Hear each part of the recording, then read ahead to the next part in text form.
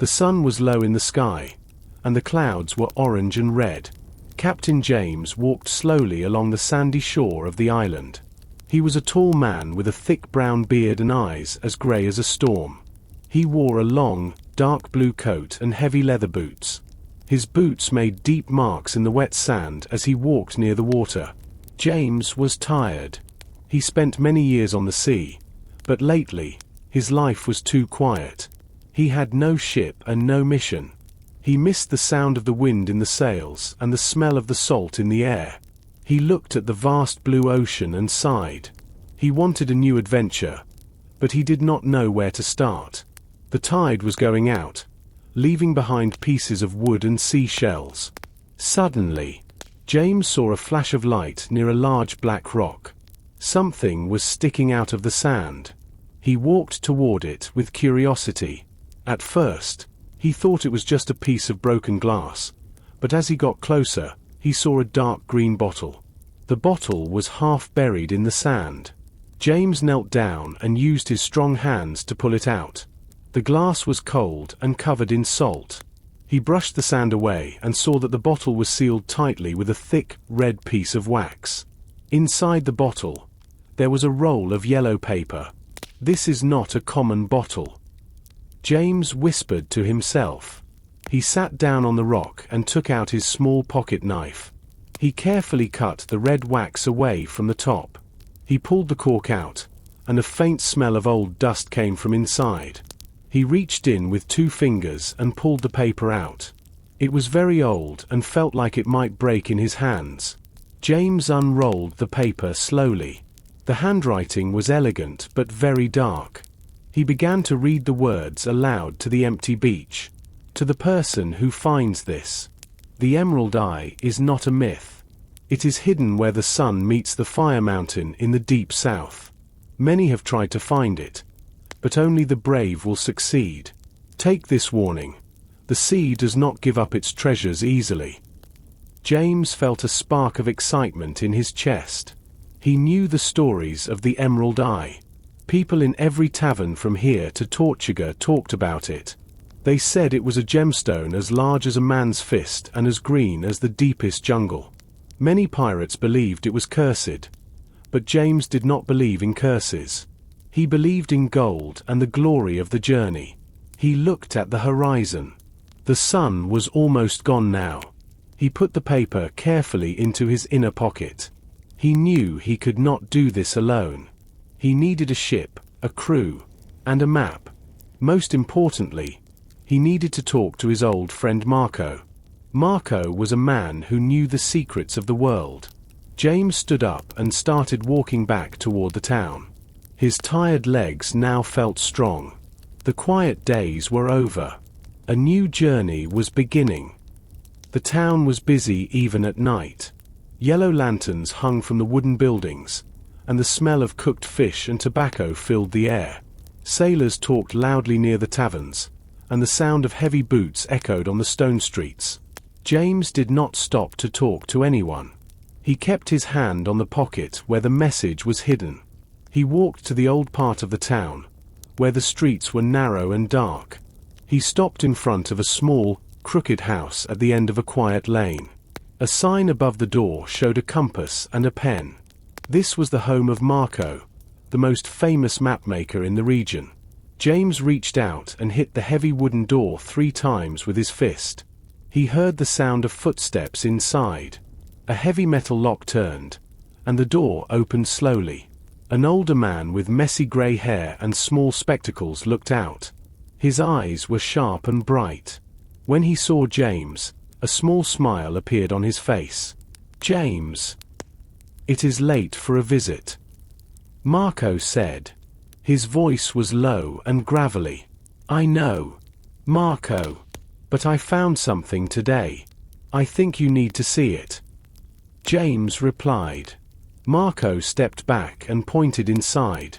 "Come in, then. Do not stand in the cold." The room was filled with tall piles of books, rolls of ancient paper, and jars of colorful ink. A single candle burned on a large wooden table in the center of the room. James took the yellow paper from his pocket and laid it flat on the table. He used 2 heavy books to hold the edges down. Marco leaned forward. He put on a second pair of glasses and looked at the paper for a long time. He did not speak. He touched the dry paper with his thin fingers and smelled the old ink. Then, he picked up a magnifying glass to look at the bottom of the letter. "Where did you find this?" Marco asked. He sounded very serious. "In a green bottle on the beach." James said. "The message mentions the emerald eye. Is it real, Marco? Or is it just a story for children?" Marco looked up and shook his head. "This is not a story. The handwriting belongs to Silas the Silent. He was a great pirate 50 years ago. People thought he died with his secrets, but this letter proves he wanted someone to find his treasure." Marco pointed his magnifying glass at some small, faint dots at the bottom of the paper. James thought they were just stains, but under the glass, they looked like stars. "These are coordinates," Marco explained. "Silas was a clever man. He wrote the message for anyone to read, but he hid the location in the stars. These dots show a specific path through the southern islands." Marco pulled a large, empty map from a shelf and laid it next to the letter. He began to draw lines with a black pen and a silver ruler. He looked at the letter, then at the stars on the paper, and then at his map. "The Fire Mountain is a volcano on a hidden island," Marco said as he worked. "It is not on most maps because the clouds always cover it. But with these coordinates, we can find it." James watched his friend work. The dream of the Emerald Eye felt very real now. "How long will it take to finish the map?" "I need 1 night," Marco said. "Go now, James. Find a ship and a crew. When the sun rises, your map will be ready." James thanked his friend and walked out into the cool night air. He had a goal. Now, he needed to find the strongest sailors in the port. The harbor was a forest of tall masts and thick ropes. The morning air was cold and smelled of salt and wet wood. James walked quickly along the docks. He did not look at the large merchant ships or the heavy warships. Those ships were strong, but they were too slow. For this journey, he needed a ship that could dance between the rocks and hide in the shadows of the islands. At the very end of the longest dock, he saw a ship that looked different from the others. It was not very large, but it was beautiful. The hull was made of dark, polished oak that looked almost black in the dim light. The 2 masts were tall and straight, and the sails were rolled up tightly. This ship looked like it was born to run with the wind. An old man with a wooden leg was sitting on a crate near the ship. He was cleaning a brass lantern with a piece of cloth. He looked up as James approached. "Are you looking for a ship, Captain?" the old man asked. "I am," James replied. He looked at the sleek lines of the vessel. "What is her name?" "She is the Swift Shadow," the old man said with pride. "She is the fastest boat in this harbor. She can outrun the wind if you treat her well. But she is expensive. A ship like this is not for catching common fish." James stepped onto the deck. The wood felt solid under his boots. He walked to the wheel and touched it. It was made of dark mahogany. He looked at the ropes and the deck. Everything was clean and in good condition. The ship was perfect. It was small enough to navigate shallow waters but strong enough to survive a storm. "How much do you want for her?" James asked, turning back to the old man. The old man named a high price. James did not argue. He reached into his belt and pulled out a heavy leather bag. He counted out the gold coins. It was almost all the money he had in the world. He placed the coins in the old man's hand. "She is mine now," James said. "She is yours." The old man agreed. He handed James a heavy iron key. "Take care of her, Captain. She has a spirit of her own. If you are brave, she will never let you down." James watched the old man walk away. Now he had a ship, and soon he would have a map. But a ship like the Swift Shadow needed a crew. He could not sail her alone. He needed people he could trust, people who were not afraid of the Fire Mountain or the dangers of the deep sea. He looked up at the sky. The sun was starting to rise, painting the water in shades of gold. He felt a sense of peace. He had no money left, but he had a ship. The Swift Shadow was his ticket to the Emerald Isle. He stayed on the deck for a moment, imagining the sails filled with wind and the spray of the ocean on his face. The adventure was truly beginning. The Salty Anchor was a famous tavern near the docks. Inside, the air was warm and smelled of wood smoke. James looked around the crowded room. He saw many sailors, but he was looking for one specific person. In the far corner, a woman sat alone at a small table. She had short, dark hair and a thin scar on her left cheek. She was looking at a small, silver compass. This was Morgan. Morgan was famous in this port. People said she knew the southern seas better than any living soul. She was not a tall person, but she was very strong. She wore a simple leather vest and carried a heavy knife at her belt. James walked over and pulled out a chair. "I am looking for a first mate," James said. He did not waste time with small talk. Morgan did not look up from her compass. "Many captains come here looking for a first mate, James. Most of them have no money and no plan. Why should I sail with you?" James leaned forward. He spoke in a low voice so others could not hear. "I have a ship called the Swift Shadow. I also have a map that leads to the Fire Mountain. I am going to find the Emerald Isle." At the mention of the Emerald Isle, Morgan finally looked up. Her eyes were sharp and blue. She closed her compass and stared at him. "The Emerald Isle is a legend. The southern seas are filled with rocks and monsters. It is a very dangerous journey. Many sailors do not return from those waters." "I am not afraid," James said firmly. "I have the coordinates. I need someone who can read the waves and lead a crew. You are the best navigator I know." Morgan was silent for a long time. She looked at James, searching his face for any sign of fear or lies. Finally, she nodded slowly. "The Swift Shadow is a good ship. I saw you by her this morning. If you have the map, I will go. But I choose the sailors. I do not sail with men who are afraid of a little rain." "Agreed," James said. He felt a wave of relief. With Morgan by his side, the journey felt possible. "Good," Morgan said. She stood up and finished her drink. "I will find 10 strong sailors. They must be hard workers and they must be loyal. We will meet at the ship tonight. We must leave before the morning tide." James shook her hand. Her grip was like iron. "Why the hurry?" he asked. "The king's soldiers are asking questions in the town." Morgan whispered.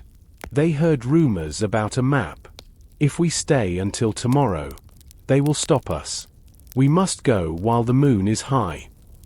James understood. He left the tavern and walked back to the docks. The sun was setting again, and the shadows were getting long. He had his ship, and now he had his first mate. Tonight, they would leave the world behind and head into the unknown. The night was very dark, and a thick white fog covered the harbor. It was so thick that James could not see the lights of the town. He stood on the deck of the Swift Shadow and waited.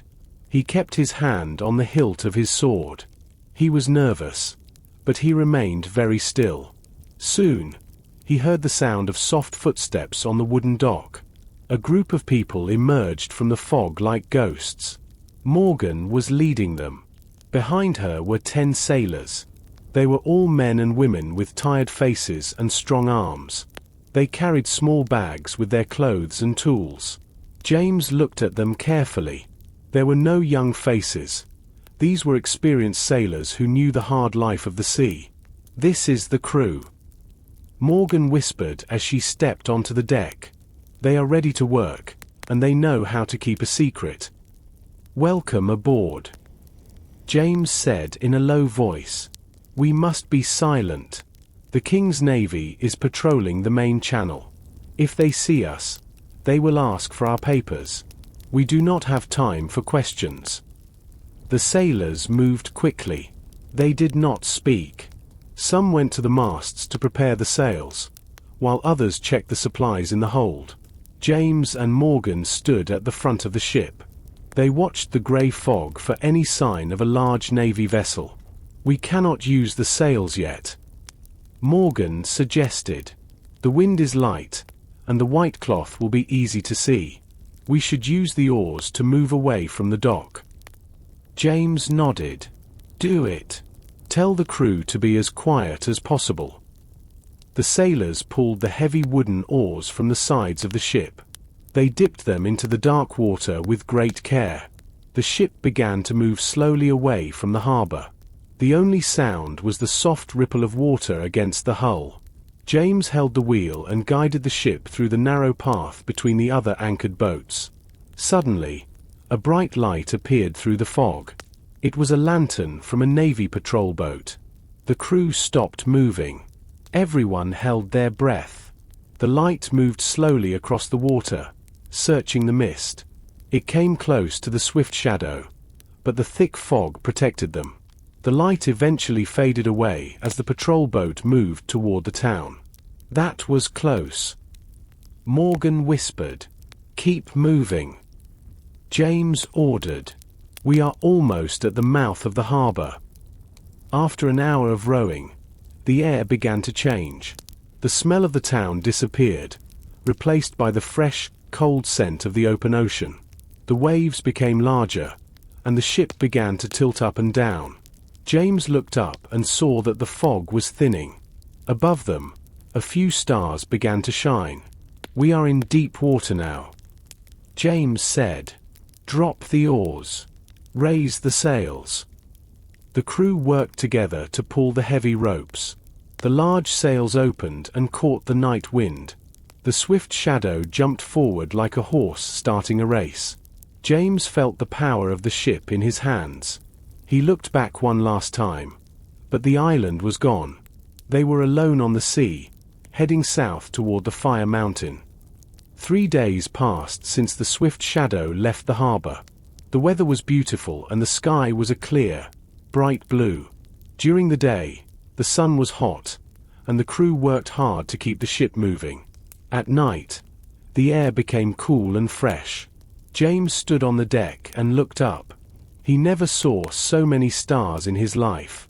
They looked like tiny diamonds scattered across a dark velvet cloth. Morgan walked up to the captain. She held a small lantern in one hand and Marco's map in the other. She placed the map on a wooden crate and opened it. The lantern light was soft and yellow. "The wind is steady from the north," Morgan said. "If we keep this speed, we will reach the first group of islands in 2 days. But we must be careful. The map says we need to follow the stars, not just the compass." James looked at the map. Marco drew many small circles and lines on it. "Which stars are we looking for?" he asked. Morgan pointed toward the horizon, far ahead of the ship. "Do you see those 4 bright stars? They look like a small cross leaning to one side. That is the Southern Cross. In these waters, it is our best friend. It always points toward the south." James looked where she was pointing. The 4 stars were very bright and sat low in the sky. He felt a sense of wonder. "It is amazing how the sky can be a road," he remarked. "The sea is a big place, Captain," Morgan replied. "Without the stars, we are lost." Silas the Silent knew this. His message was a puzzle, but the answer was always above our heads. The crew was quiet. Some sailors were resting on the deck, while others were checking the thick ropes and the large sails. A man named Thomas, who was the ship's oldest sailor, was cleaning the deck with a heavy brush. The sound of the wood being cleaned and the water hitting the side of the ship were the only noises in the night. "Captain!" a sailor called out from the front of the ship. "The water is changing color." James and Morgan ran to the side of the boat. They looked down into the dark ocean. Small, glowing lights appeared in the water whenever the ship moved through the waves. It looked like the stars from the sky were falling into the sea. "It is the glowing breath of the ocean," Morgan explained with a smile. "It happens in warm water. It means we are getting closer to the tropical islands." James felt the warm wind on his face. The journey was long, and he knew there were many dangers ahead. But for now, everything was peaceful. He looked at the Southern Cross again. It was like a bright lantern leading them into the dark. He knew the Emerald Eye was out there, waiting for them under the shadow of the Fire Mountain. He turned the wheel slightly to keep the ship aligned with the cross in the sky. The sun was very hot on the 5th day. There was no wind, and the swift shadow moved slowly through the calm, blue water. The sailors were tired. They used large pieces of cloth to make shade on the deck. Everyone was thirsty, and they waited for their daily cup of water. Henry, the ship's cook, was a large man with a friendly face and very strong arms. He was responsible for the food and the water barrels in the lower part of the ship. Usually, Henry was singing or telling stories, but today he looked very worried. He climbed up the ladder from the hold and walked quickly to Captain James. "Captain, we have a problem," Henry said. His voice was shaky. "A very big problem." James looked up from his compass. "What is it, Henry? Is the food bad?" "No, Captain. It is the water," Henry replied. He pointed down toward the storage room. "I went to get the water for the crew, but the floor was wet. Very wet." James and Morgan followed Henry down into the dark hold. The air was heavy and smelled of damp wood. James held a lantern high. The light showed a large puddle of water on the floor. He looked at the heavy wooden barrels where they kept their fresh drinking water. One of the barrels was almost empty. A small crack in the wood allowed the water to escape. James touched the side of the barrel. The wood felt soft and rotten. He checked the other barrels nearby. 2 more barrels were also leaking. The salt air and the heat were damaging the old wood. "How much did we lose?" Morgan asked. She looked at the puddle with a serious expression. "Too much," Henry said. "We have enough water for maybe 3 more days. But the Fire Mountain is still a week away. If we do not find more water, the crew will become very sick." James felt a heavy weight in his chest. A pirate ship could survive a battle or a storm, but it could not survive without water. He looked at the map again in the dim lantern light. He saw a few small, green dots north of their current position. "We cannot go to the Fire Mountain yet," James decided. "We must change our course. There is a small island near here. Marco's map calls it the Isle of Palms. It is a deserted place, but it might have a spring or a stream." Morgan nodded. "The crew will not be happy about the delay, but they will be even less happy if they have nothing to drink." They went back up to the deck. The sailors were watching them. They saw the worried looks on the faces of their leaders. James stood in the center of the deck and told the crew the truth. He did not hide the danger. "We must find water," James told them. "We are turning north. We will reach land by tomorrow morning. Work hard, and we will find what we need." The sailors were quiet, but they began to move. They turned the large sails to catch the tiny bit of wind. The swift shadow turned away from the south. The search for the Emerald Eye was paused. Now, the crew was fighting for their lives. The next morning, the horizon changed. A thin line of green appeared against the blue of the sea. As the swift shadow moved closer, The line grew into a beautiful island. It had tall palm trees and a beach of white, shining sand. The water around the island was so clear that James could see the colorful fish swimming near the bottom. "Drop the anchor!" James shouted. The heavy iron anchor fell into the water.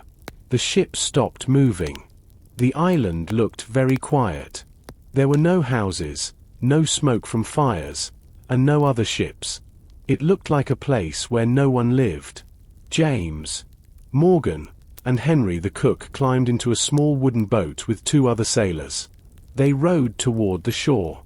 When the boat hit the sand, James jumped out. The water was warm on his legs. He helped the others pull the boat onto the dry sand. "Look for a stream or a pool," James ordered. "Henry, take the empty buckets. Morgan, come with me. We need to see if this island is truly empty." The heat inside the island was much stronger than on the sea. The air was thick and smelled like damp earth and sweet flowers. Large green leaves blocked the sun, making the ground dark and cool. They walked slowly, using their knives to cut through the thick plants. After walking for 20 minutes, Morgan stopped. She held up her hand for silence. "Do you hear that?" she whispered. James listened carefully. He did not hear any voices, but he heard a soft, rushing sound. It was the sound of moving water. They ran toward the noise and found a small waterfall. The water fell over gray rocks into a deep, clear pool. James knelt down and tasted it. It was cold, fresh, and sweet. "It is good water," James yelled. "Henry, over here." Henry and the sailors arrived with the wooden buckets. They were laughing and shouting with joy. They filled the buckets and drank until they were no longer thirsty. It was a wonderful feeling. The fear of the last 2 days disappeared. While the men filled the barrels, "Let's look for food," Morgan suggested. They looked up at the trees. They saw heavy yellow mangoes and large green coconuts. One of the sailors, a strong man named Robert, climbed a tree and dropped the fruit down to James. Soon, they had a large pile of fresh food on the beach. "This island is a paradise," Henry said as he bit into a sweet mango. "Maybe we should stay here and forget about the treasure." James smiled, but he did not agree. He looked at the deep jungle behind the waterfall. The island was beautiful, but it felt very lonely. He felt a strange sensation, as if someone was watching them from the shadows of the trees. He shook the feeling away. "We stay for tonight," James said. "We will fill every barrel on the ship. Tomorrow, we return to our path. The Emerald Eye is still waiting for us." The crew spent the afternoon working. They carried the heavy water buckets back to the small boat. By the time the sun began to set, the Swift Shadow had enough water for many weeks. They were safe again. The sun began to disappear behind the tall trees of the island. The sky changed from bright blue to a deep, dark purple. On the beach, the crew of the Swift Shadow was happy. They built a small fire using dry wood from the edge of the jungle. The smell of roasting fish filled the air, and the sailors laughed as they ate the fresh mangoes they found earlier that day. Captain James and Morgan walked away from the fire. They wanted to enjoy the cool evening air in silence. The sound of the waves hitting the shore was soft and rhythmic. The white sand looked like silver under the light of the rising moon. "The crew is in good spirits," Morgan said, looking back at the fire. "A day on land was exactly what they needed. Their energy is back." James nodded, but he did not look at the crew. He was looking at the ground. He felt uneasy. That strange feeling of being watched from the afternoon was still there. He led Morgan further down the beach, toward a part of the island where the trees grew very close to the water. Suddenly, James stopped walking. He stared at the sand near a large piece of driftwood. "Morgan, look at this," he said. His voice was very quiet. Morgan knelt down beside him. In the soft, wet sand, there were marks. They were footprints. James placed his own leather boot next to one of the marks. The footprint in the sand was much larger than his boot. Most importantly, the person was not wearing shoes. James could clearly see the marks of 5 toes and a wide heel. "These are not from our men," Morgan whispered. She touched the edge of the footprint. The sand was still moving slightly. "And they are very fresh. Someone was standing here only a few minutes ago." They followed the tracks with their eyes. The footprints came out from the thick green bushes, walked toward the water, and then turned back toward the jungle. The steps were far apart, which meant the person was tall and moving quickly. "Is it possible that someone lives here?" James asked. Marco said the island was deserted. "Maps can be wrong," Morgan replied. She stood up and put her hand on the handle of her knife. She looked at the dark wall of trees. The jungle was no longer beautiful. Now, it looked like a wall of shadows. Or perhaps someone was left here by another pirate ship. James looked at the footprints one more time. He thought about the message in the bottle. Silas the Silent wrote that the sea does not give up its treasures easily. Was this person a guardian of the islands? Or just a lonely sailor? "We are not alone," James said firmly. "We must return to the camp. We cannot sleep on the beach tonight. Tell the men to move the supplies back to the ship immediately. I want everyone on the Swift Shadow before the moon is high." They walked back to the fire quickly. The happy sounds of the crew felt different now. James knew that a pair of eyes was still watching them from the dark.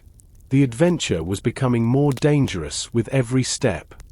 James and Morgan arrived at the camp in a hurry. The sailors were still laughing and sharing stories by the fire. When they saw the serious faces of their leaders, the laughter stopped quickly. Henry the cook stood up and wiped his hands on his apron. "What is wrong, Captain?" Henry asked. "Is there a storm coming?"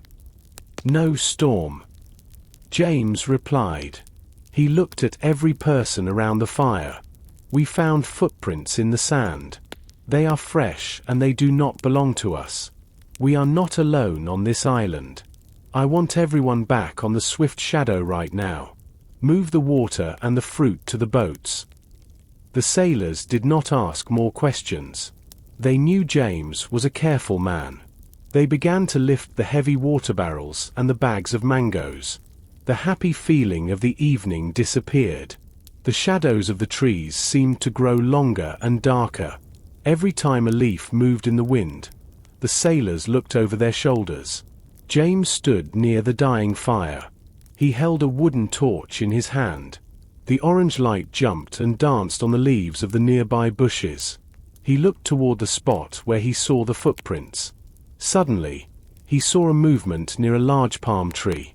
It was not the wind. It was something solid and heavy. "Who is there?" James called out. His voice was strong, but he felt a cold chill on his back. A man stepped out from behind the tree. He was very tall and very thin. His skin was the color of dark wood, and he had a long, wild white beard that reached his chest. He did not wear a shirt or boots. He only wore a piece of old, brown cloth around his waist. His eyes were very bright and seemed to catch the light of the torch. The man did not speak. He did not have a sword or a gun. He just stood there and watched the crew. He looked like he belonged to the island, like the rocks or the trees. Morgan moved closer to James and drew her knife. "Do not move," Morgan whispered to the man. The stranger did not look afraid. He looked at James and then pointed toward the southern horizon, where the fire mountain was hidden in the distance. He slowly raised his hand and shook his head from side to side. It was a clear sign. He was telling them not to go there. "Do you know about the Emerald Eye?" James asked. The man did not answer. He stepped back into the shadows of the jungle. For a second, James saw his face clearly. The man looked sad, not angry. Then, with a movement as fast as a bird, he disappeared into the thick green plants. The sound of moving leaves followed him for a moment, and then it was silent. "He is gone," Morgan said, her voice full of surprise. "Let's go," James said. "We have what we need."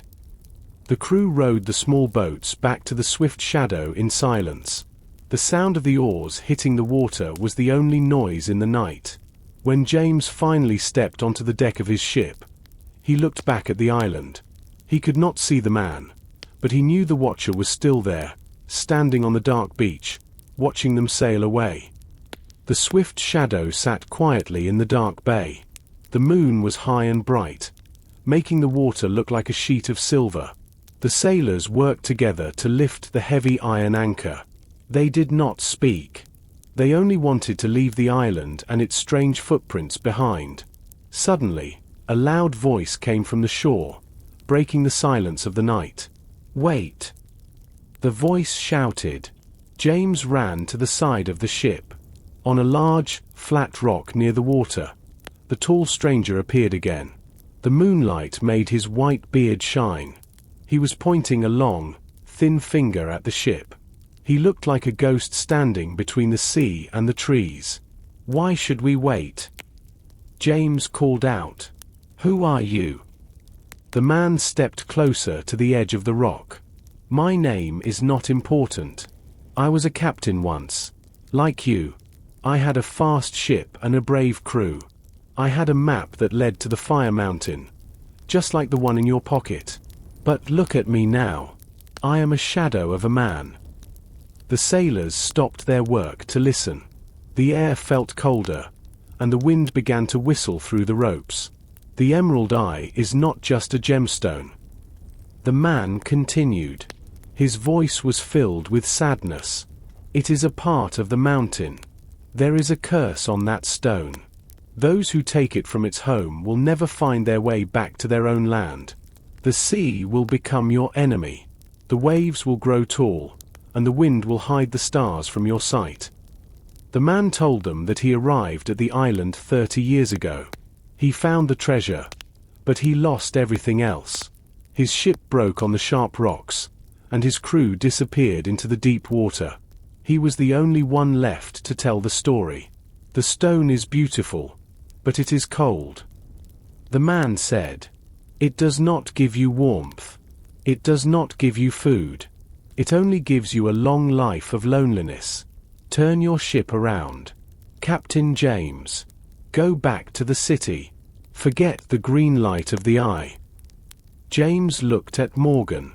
She was holding the railing of the ship very tightly. Her face was pale in the moonlight. The crew looked at each other with fear in their eyes.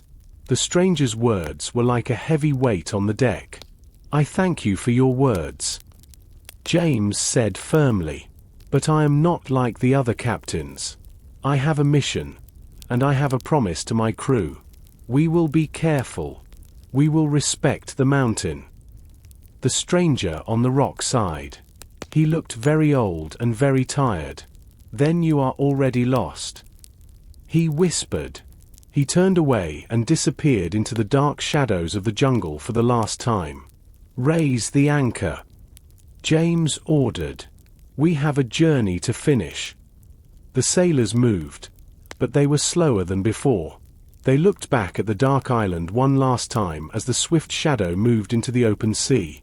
The warning was clear, but the pull of the treasure was stronger than the fear of a curse. The swift shadow moved away from the island, but the atmosphere on the deck was heavy. The sailors worked in total silence. The stranger's warning about the curse of the Emerald Eye was fresh in their minds. James stood by the railing and looked at the dark silhouette of the trees until they disappeared into the night. He reached into the pocket of his long blue coat. He felt something cold and hard. He remembered the moment on the beach when the stranger stood close to him. For a second, their hands touched. James thought it was an accident, but now he realized the man was giving him something. James walked to the center of the deck, where a small lantern hung from a wooden post. He opened his hand. In his palm sat a small, round silver coin. It was not a common coin from the city. It was thin and the edges were uneven. On one side, there was a picture of a mountain with a flame on top. On the other side, there was a strange symbol that looked like a human eye. "Morgan, come here," James called out. The first mate walked over. She looked at the silver object in his hand and her eyes widened. "Where did you get that?" "The old man gave it to me on the beach," James said. "He told us to go back, but he also gave me this."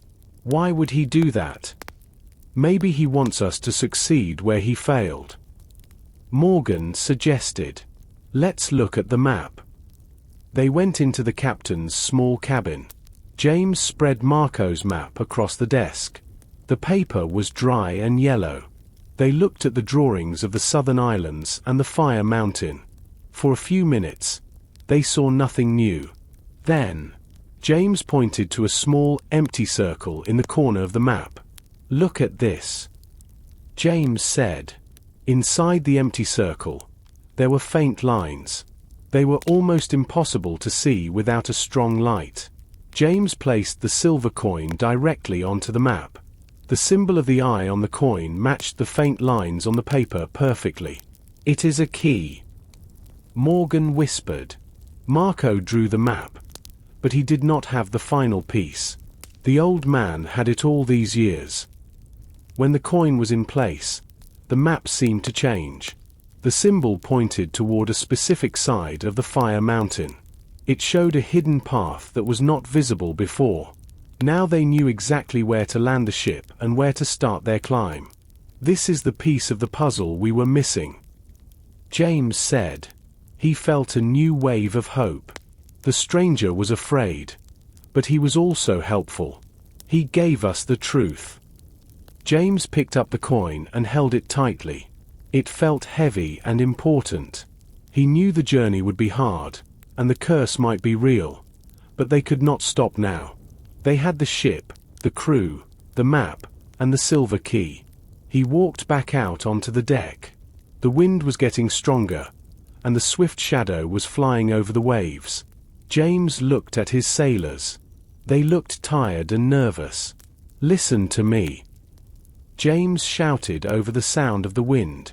"The old man did not just give us a warning. He gave us the way. We have the silver coin of the Fire Mountain. The treasure is close." The sailors looked at the captain. They saw the silver light in his hand. Their fear did not disappear, but it was replaced by a new curiosity. They began to talk and move with more energy. The puzzle was almost complete. The sky began to turn a light gray as the sun rose behind a wall of heavy clouds. It was not a bright or happy morning. The air felt thick and very humid. James stood on the deck of the Swift Shadow and watched the dark water. The waves were not large, but they were moving in a strange, choppy way. He knew the signs. A storm was coming, and it was coming fast. "Morgan, tell the men to be ready," James called out. "We need to get away from the shore before the wind turns against us." The first mate moved quickly among the sailors. "Wake up! Everyone to their stations. We are leaving now." The crew was tired, but they moved with speed. They knew that being caught near the sharp rocks of an island during a storm was a death sentence. The sound of the heavy wooden pulleys filled the air as the sailors pulled the ropes to raise the great white sails. The fabric snapped and fluttered in the growing breeze. James took the wheel. He could feel the power of the ocean through the wood. The silver coin was safely tucked into a small leather pouch at his belt. He looked back at the Isle of Palms. The beach where they found the footprints was already small in the distance. The tall trees looked like dark shadows against the grey sky. Suddenly, a flash of light lit up the clouds, followed by a low, heavy rumble that shook the deck. It was not a loud noise, but it was deep and long. "The rain is coming," Henry the cook shouted. He was busy tying down the last of the water barrels. "Secure the hatches. Move the extra ropes inside." The wind suddenly changed direction. It became much colder and started to blow from the east. The swift shadow tilted to one side as the sails caught the full force of the gale. James held the wheel with both hands, his muscles straining. He had to keep the ship's nose pointed away from the island and toward the open sea. "Captain, the wind is too strong for full sails." Morgan yelled over the sound of the whistling wind. "We should lower the topsails or we might break a mast." "Keep them up for 10 more minutes." James replied. "We need the speed to clear the reef. If we slow down now, the current will push us onto the rocks." The sea was no longer blue. It was a dark, angry green. White foam appeared on the tops of the waves. A few drops of rain began to fall, hitting the deck like small stones. Then, the sky opened up. A wall of water hit the ship, making it difficult to see more than a few meters ahead. James wiped the rainwater from his eyes. He could feel the ship jumping over the waves. The swift shadow was living up to its name. It moved through the rough water like a knife. After a few tense minutes, the dark shape of the island disappeared completely into the grey mist. "We are in the clear," James shouted. "Lower the sails now. Let's ride out the storm." The sailors worked in the pouring rain, their clothes soaking wet. They lowered the heavy fabric, and the ship became more stable. They were finally back in the deep ocean. The island and the mysterious watcher were far behind them. Now, they only had to survive the night and the hungry sea. The storm lasted all night, but by the next afternoon, the sky was clear again. The sun was warm and bright. The sailors used the heat to dry their wet clothes and blankets. The swift shadow was a bit messy, but the wood was strong and the masts were safe. The crew was very tired, but they felt lucky to be alive. James stood at the back of the ship, looking at the deep blue water. Suddenly, a sailor named Peter, who was high up on the mast in the lookout's nest, shouted down to the deck. "Sails on the horizon. To the north." James felt a cold feeling in his stomach. He took his long brass telescope from his belt and pulled it open. He looked through the glass and saw 3 shapes in the distance. They were not small pirate boats. They were large, powerful ships with tall, white sails.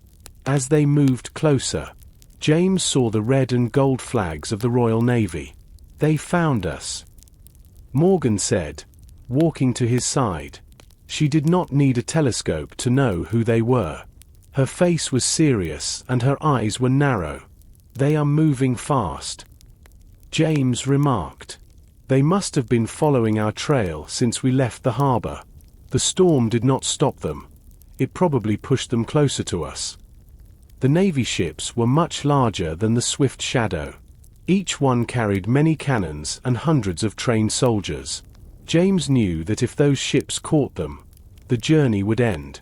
The Royal Navy did not have mercy for pirates, especially those searching for the Emerald Eye. "Can we outrun them, Captain?" Morgan asked. She looked at the sails of their own ship. "In this wind, we have a chance," James replied. "The Swift Shadow is light and built for speed. Those big warships are heavy with metal and men. But there are 3 of them. They will try to surround us like hunters." The Navy ships were getting closer now. James could see the white foam at the front of their hulls as they cut through the waves. A sudden puff of white smoke appeared from the side of the leading ship. A few seconds later, a loud, deep boom echoed across the water. A heavy iron ball hit the sea a few hundred meters behind the Swift Shadow, throwing a large column of water into the air. "They are shooting at us," Henry the cook yelled from the kitchen door. "Do not panic," James shouted to his crew. His voice was loud and calm. "Every sailor to the ropes. We need every inch of sail." "Morgan, Take the wheel. We must move toward the shallow water near the southern reefs. Those big ships have deep bottoms. They cannot follow us there without hitting the rocks. The sailors moved with new energy. The fear of the Navy was even stronger than the fear of the storm. They pulled the ropes tight, and the sails of the swift shadow filled with wind. The ship jumped forward, moving away from the heavy iron balls. James looked back. The Navy ships were changing their direction too. They were like hungry wolves chasing a small deer. The chase was on. James knew they could not win a fight against 3 warships. Their only hope was to be smarter and faster. He touched the silver coin in his pocket. He was not going to let the king's soldiers take his dream. The sun was hot, but the air ahead was changing. A long, thick wall of grey mist sat on the water.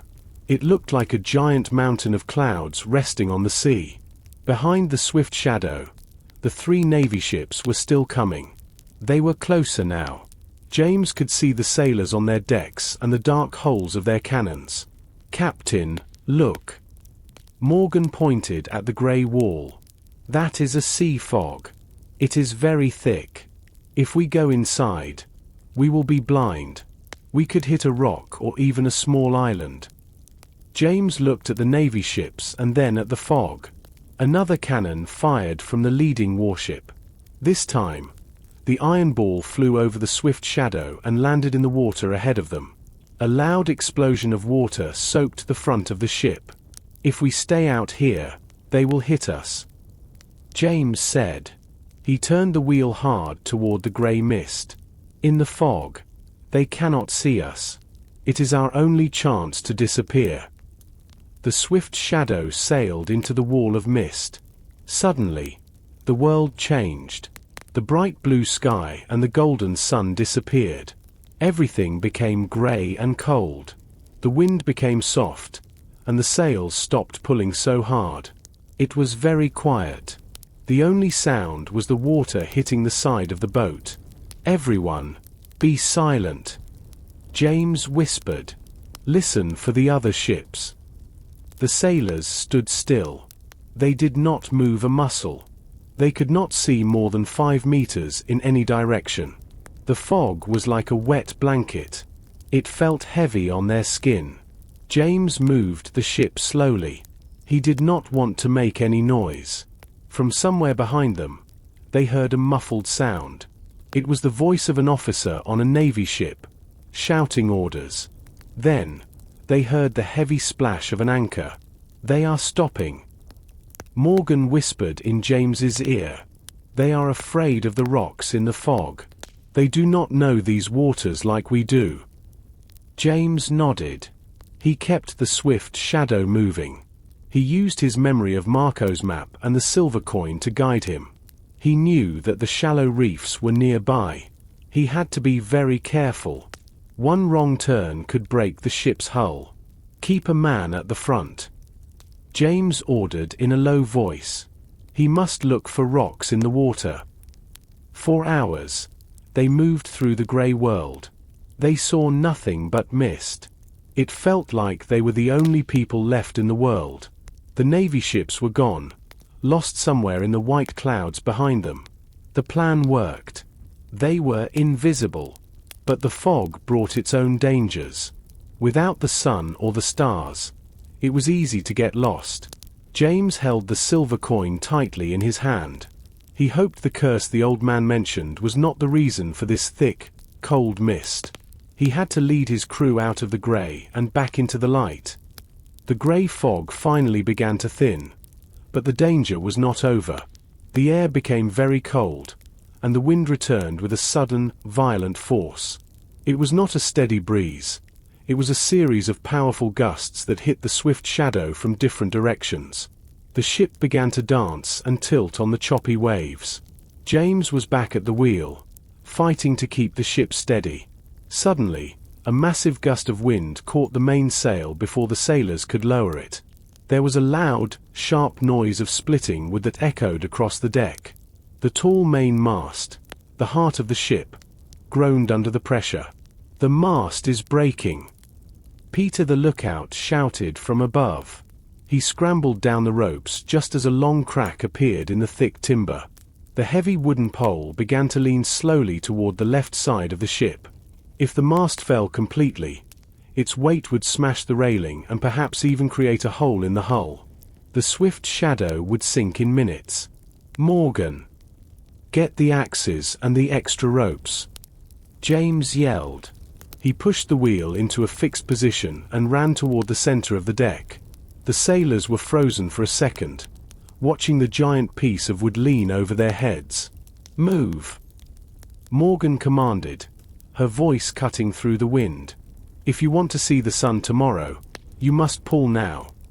Henry the cook grabbed a thick rope and wrapped it around his waist to pull with more weight. The other sailors joined him, forming a line. They grabbed the lines that were still attached to the top of the mast. They pulled with all their strength to keep the mast from falling into the sea. Their faces were red, and their muscles were tight with the effort. James and Morgan worked near the base of the mast. They used smaller ropes to tie the cracked wood together, trying to create a temporary support. James used a heavy hammer to drive wooden wedges into the crack. He could hear the wood complaining, a deep sound of stress and gravity. "It is holding," James shouted as the mast finally stopped leaning. The sailors did not stop pulling until the mast was secured with 4 different ropes tied to the strongest parts of the deck. The ship was no longer elegant. The mainsail was torn and hanging like a broken wing, and the mast stood at an ugly angle. However, the ship was stable. The crew sat on the deck, breathing heavily. Their hands were sore and covered in rope burns. They looked at each other and then at the broken mast. They were tired, but they felt a sense of pride. They had saved their home. "We are slow now," Morgan said, wiping sweat from her forehead. "The Navy will catch us if we do not move faster. We will fix it as we sail," James replied. He looked at the horizon. The fog was completely gone, and the first stars were appearing. "We are still moving south. That is what matters." The sun was high the next morning. The air was warm, and the crew was busy repairing the broken mast. Henry the cook walked down into the dark storage room. He needed to find some dried meat and bread for the sailors' lunch. The storage room was at the very bottom of the ship. It was a small, cramped space that smelled of salty wood and onions. As Henry reached for a heavy bag of flour, he heard a strange noise. It was a soft, rhythmic sound, like someone breathing. He stopped and held his breath. The storage room was usually silent except for the sound of the water against the hull. He looked around, but it was too dark to see clearly. "Is someone there?" Henry asked. His voice was low. He picked up a small lantern and moved it toward the back of the room, behind the large water barrels. The light of the lantern fell upon a pair of dirty leather boots. Then, Henry saw a person curled into a ball in the corner. It was a man. He looked very tired and his clothes were covered in dust. He had short, sandy hair and a beard that was just starting to grow. "Captain Morgan, come quickly," Henry shouted as he ran back toward the ladder. A few minutes later, James and Morgan were in the storage room. The stowaway was now standing. 2 strong sailors held his arms so he could not run away. The man did not look dangerous. He looked hungry and afraid. He was an adult, perhaps 30 years old. "Who are you?" James asked. His voice was cold and firm. "How did you get on my ship?" The man looked at the floor. "My name is Thomas.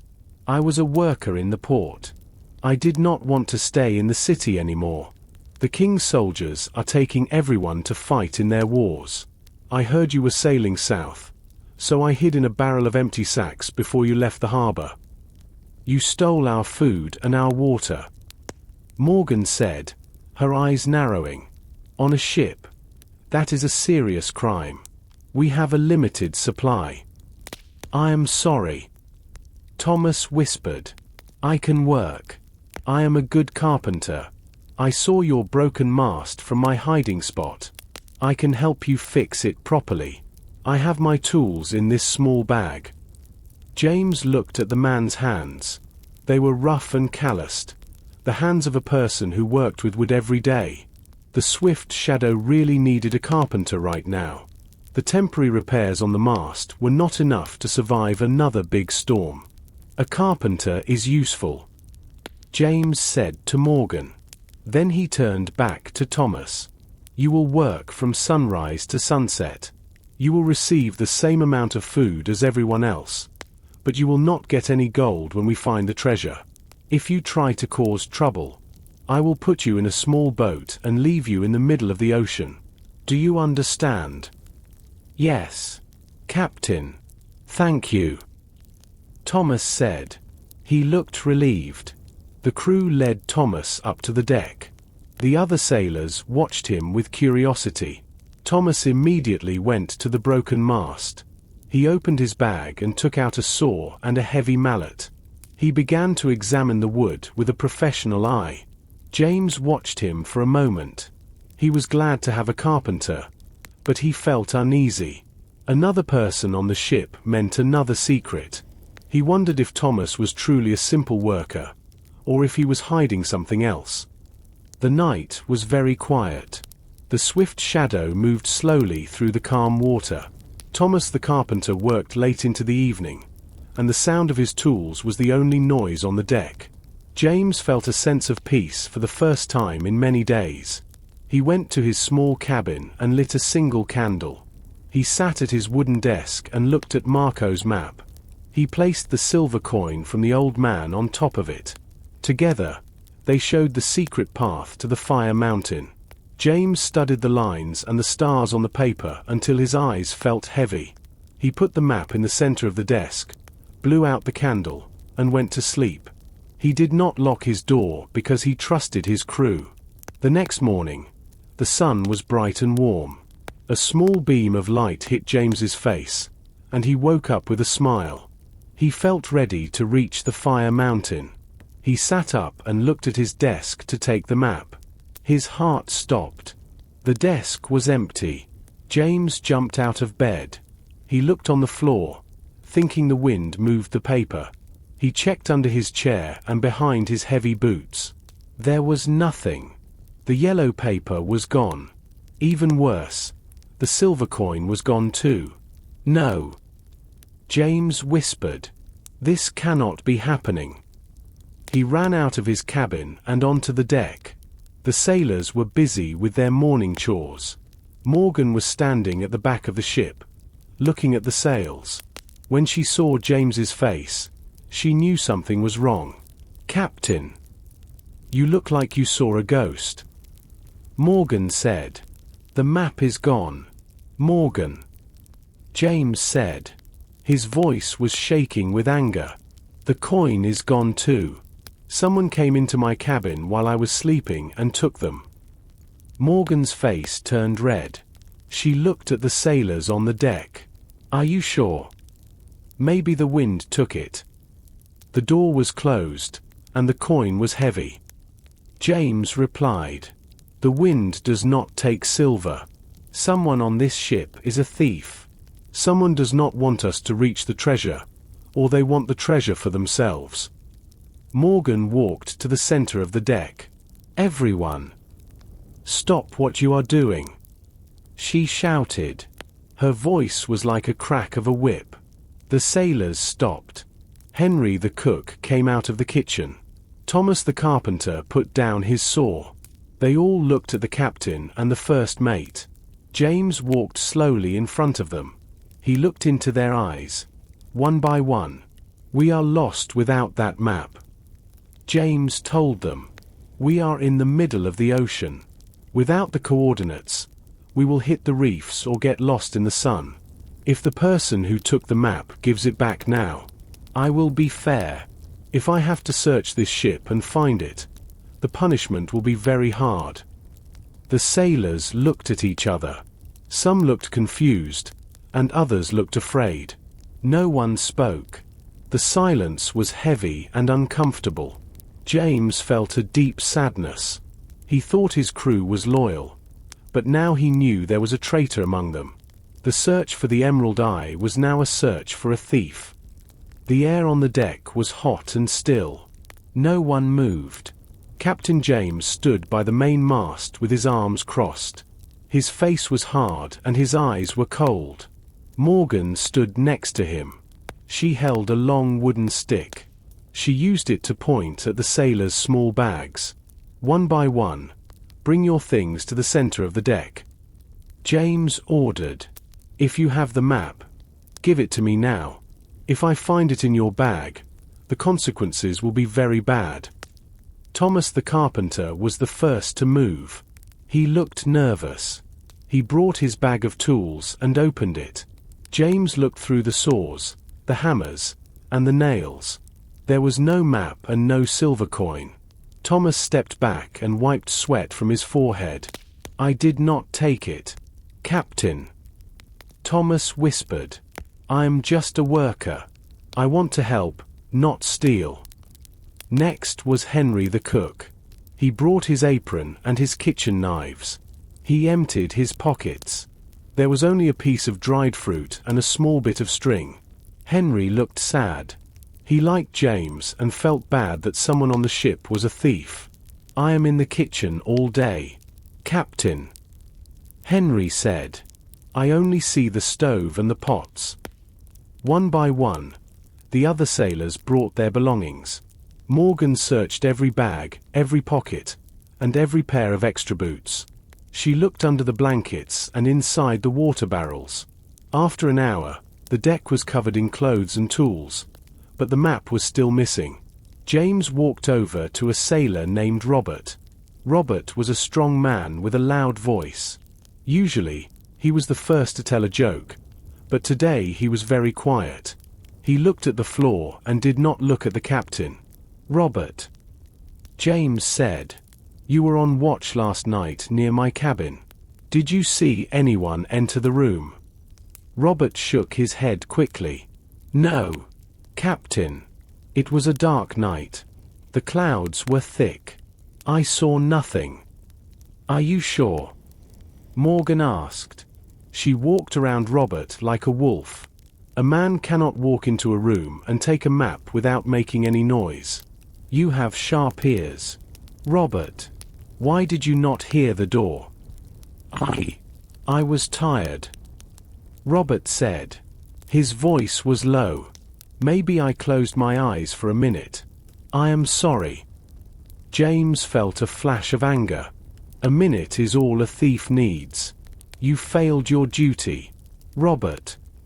The search continued for another hour. They checked the lower decks, the storage room, and even the small space under the floorboards. They found nothing. The map and the coin disappeared as if they never existed. The crew began to whisper to each other. Some people blamed Thomas because he was new. Others blamed Robert because he was lazy. Enough! James shouted. The crew became silent again. The map is on this ship. I know it. We will not eat and we will not rest until it is found. Go back to your work, but stay away from my cabin. James and Morgan walked to the back of the ship. They looked at the sea. Without the map, they were sailing into a giant blue void. James felt the weight of the silver coin's absence. He knew they were close to the Fire Mountain, but now they were blind. He had to find the traitor before the traitor destroyed the mission. The sun was setting, and the sky was the color of a dark orange. The crew was silent and the air felt very heavy. James watched Robert. The sailor was sitting near the front of the ship, looking at his hands. He was shaking. James walked over to him slowly. His boots made a rhythmic sound on the wooden deck. Robert. James said quietly, you are not a good liar. Your eyes tell me everything. Give me the map. Robert looked up.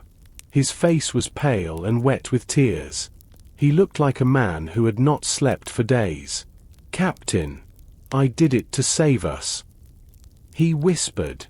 His voice was thin and broken. The old man on the island was right. The Emerald Eye is bad luck. If we find it, we will never go home. I do not want to die in the deep water. I want to see my family again. The other sailors gathered around. They were surprised and angry. Robert was always a brave sailor, but now he looked small and afraid. "Where is it?" Morgan asked. She stepped forward, her hand on her belt. She looked very disappointed. Robert pointed to a small, loose piece of wood near the bottom of the main mast.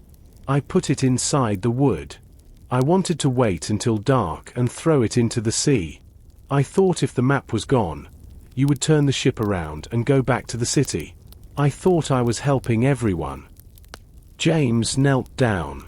He used the tip of his knife to pull the piece of wood away. Inside the small, dark hole, he saw the roll of yellow paper and the silver coin. He took them out and held them tightly. He felt a great weight lift from his heart. The map was safe. The silver eye on the coin caught the last light of the sun. "You did a very dangerous thing, Robert," James said. He stood up and looked the sailor in the eyes. "You stole from your captain and you lied to your friends. Because of you, we were lost for a whole day. You put the whole ship in danger." "I am sorry, Captain," Robert said. He put his head in his hands and started to sob quietly. "I am just afraid. The stories about the Fire Mountain are too scary." James stood up and looked at his crew. He saw the same fear in some of their eyes. He knew he had to be a leader now. "Fear is natural," James said to everyone.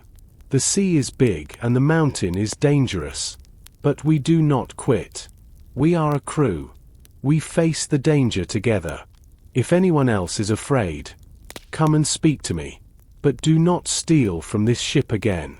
We are a family on this water." Morgan looked at James. "What do we do with him, Captain?" James looked at Robert. He was a good sailor, but a pirate captain must be strong. "Lock him in the small room near the food storage. He will stay there for now. We will decide his future tomorrow. For now, we have a mountain to find." The sailors took Robert away. The deck was quiet again. James went back to his cabin and locked the door. He held the map in his hands. They were back on course, but he knew the curse was already working. It was turning his own men against him. The next morning brought a clear sky, but the mood on the Swift Shadow was not as bright as the sun. James stood on the deck, watching the blue water. He held a cup of hot coffee in his hands, but he did not drink it. He was thinking about Robert.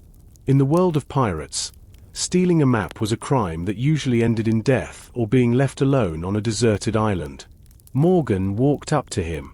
She looked tired. "The crew is talking, James," she said.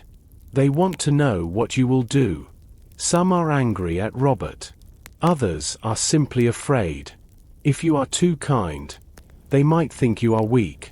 If you are too cruel, they might turn against you." "I know," James replied. "Let's go see him." They walked down to the small, dark room near the food storage. The air was thin and smelled of old wood. Robert was sitting on a wooden box, his head in his hands. When the door opened, he looked up with eyes that were red from crying. He did not look like a dangerous thief. He looked like a man who lost his way. "Stand up, Robert," James said. The sailor stood up slowly. His hands were shaking. "Captain, I am ready for your decision. I know I was wrong." James looked at him for a long time. "You put every person on this ship in danger, Robert. You stole our hope. Normally, I would leave you on the next beach we find. But we are a small crew, and we need every hand. We are heading into dangerous waters, and I cannot afford to lose a strong sailor." Robert looked surprised. A small spark of hope appeared in his eyes. You will stay on the ship." James continued. "But you are no longer a full member of the crew for now. You will work from the first light of the sun until the moon is high. You will clean the deck, help Henry in the kitchen, and do the hardest jobs. You will have no gold when we find the Emerald Eye. You will only have your life and your food. Do you accept this?" "Yes, Captain." "Thank you," Robert shouted. He looked like he wanted to jump for joy, but he stayed still. "I will work harder than anyone. I promise." "Go," James ordered. "Start by cleaning the lower deck. It is a mess." Robert ran out of the room immediately. James and Morgan went back up to the main deck. James gathered the crew together. He told them his decision. Some sailors nodded in agreement, while others looked uncertain. "We are a family," James told them. "Families make mistakes, but they also give second chances. We have the map, we have the coin, and we have our lives. Now, let's focus on the sea. The Fire Mountain is not far, but the path ahead is filled with sharp rocks. We must be ready." The sailors went back to their work.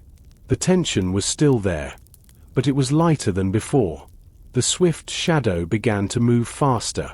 James went to the wheel and looked at the horizon. He felt better, but he knew that the hardest part of the journey was just beginning. They were entering the area known as the Dragon's Teeth, and there, the sea was never kind. The sky turned a darker shade of blue as the swift shadow approached a place where the water was no longer deep and calm. James stood at the front of the ship with his brass telescope. Far ahead, he saw white foam jumping high into the air. It was a clear sign of rocks sitting just under the surface. This was the entrance to the area known as the Dragon's Teeth. "Look out!" Peter shouted from the top of the mast.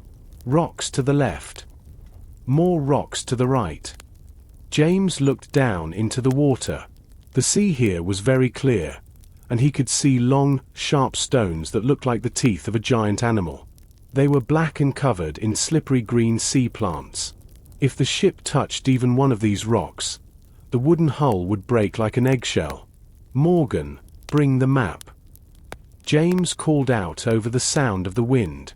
Morgan ran to the deck with the yellow paper and the silver coin. She held them tightly as the wind blew her dark hair across her face. "The map shows a narrow path in the middle," she explained, pointing at the drawing. "It looks like the shape of a letter S. We must turn left, then right, and then left again very quickly." "Take the wheel, Morgan," James ordered. "I will stay at the front and tell you where to move. Peter, watch the water from above." The ship moved slowly now. The sailors lowered the sails halfway to keep the speed low. A heavy silence fell over the deck. Every sailor stood at the railing, watching the water with wide eyes. The only noise was the whistling of the wind and the sound of the ocean hitting the sharp stones. "Turn left now," James shouted, pointing his arm toward a small gap in the rocks. Morgan turned the heavy mahogany wheel with all her strength. The swift shadow leaned to one side. A large, sharp rock passed only a few inches from the side of the ship. The sailors held their breath. They could hear the water rushing around the stone with a loud, hissing sound. "Now turn right. Hard right," James yelled. The ship moved again. It felt like a dangerous dance between the vessel and the sea. James watched the shadows under the water carefully. Suddenly, he saw a dark shape directly ahead. "Move left quickly. There is a hidden rock." Morgan reacted instantly. The ship turned just in time. The bottom of the boat made a soft scratching noise as it passed over a high piece of sand, but the wood did not break. The ship was safe. For over an hour, they moved through the Dragon's Teeth. It was the most difficult sailing James had ever done. His heart was beating fast in his chest. Finally, the water became deep and dark again. The white foam and the sharp black rocks were behind them. "We are through," James said, wiping the sweat and salt from his face. "The dragon's teeth did not bite us today." The crew cheered quietly. They were tired, but they felt a great sense of relief. James looked at the silver coin in his hand. It had helped them find a way through the maze of stone. However, he knew the fire mountain was now very close, and the dangers of the island would be even greater than the dangers of the sea. The relief of passing the dragon's teeth did not last long. The air became very heavy and hot. It felt like the sky was pressing down on the ship. The wind, which was strong only an hour ago, suddenly stopped. The swift shadow sat still on the dark water. The silence was deep and uncomfortable. James looked up. The sky was no longer blue or grey. It was almost black. Large, heavy clouds moved quickly, even though there was no wind on the deck. "Get the buckets ready," James told the crew, "and make sure the ropes are tied tight. A big one is coming." Suddenly, the first drop of rain fell. It was large and warm. It hit the wooden deck. Then another fell, and another. Within seconds, the sky opened up. It was not a normal rain. It was a wall of water. It fell so hard that it was difficult to breathe. The sailors could not see the front of the ship from the back. "Hold the ropes," Morgan shouted. Her voice was nearly lost in the noise of the falling water. "Do not let the sails flap." The deck became very slippery. James held onto the wheel with all his strength. He could feel the weight of the water on his shoulders. His clothes were soaked in seconds, and the water ran into his eyes. He wiped his face, but more water took its place. The rain made a constant, heavy drumming sound on the wood and the fabric of the sails. "Captain, the water is filling the deck," Henry the cook yelled. He was using a wooden bucket to throw water over the side of the ship. The holes in the side of the ship, which usually let small amounts of water out, were not enough for this storm. The sailors grabbed every bucket and jar they could find. They worked in a line, passing the buckets quickly to keep the ship light. Robert, the sailor who was being punished, worked harder than anyone. He carried 2 heavy buckets at a time, his muscles straining under the wet fabric of his shirt. The ship began to move again, but not because of the wind. The heavy rain created its own currents in the sea. The swift shadow tilted to the left, then to the right. James struggled to keep the nose of the ship pointed south. He used the silver coin in his mind as a guide, imagining the fire mountain waiting through the dark curtain of rain.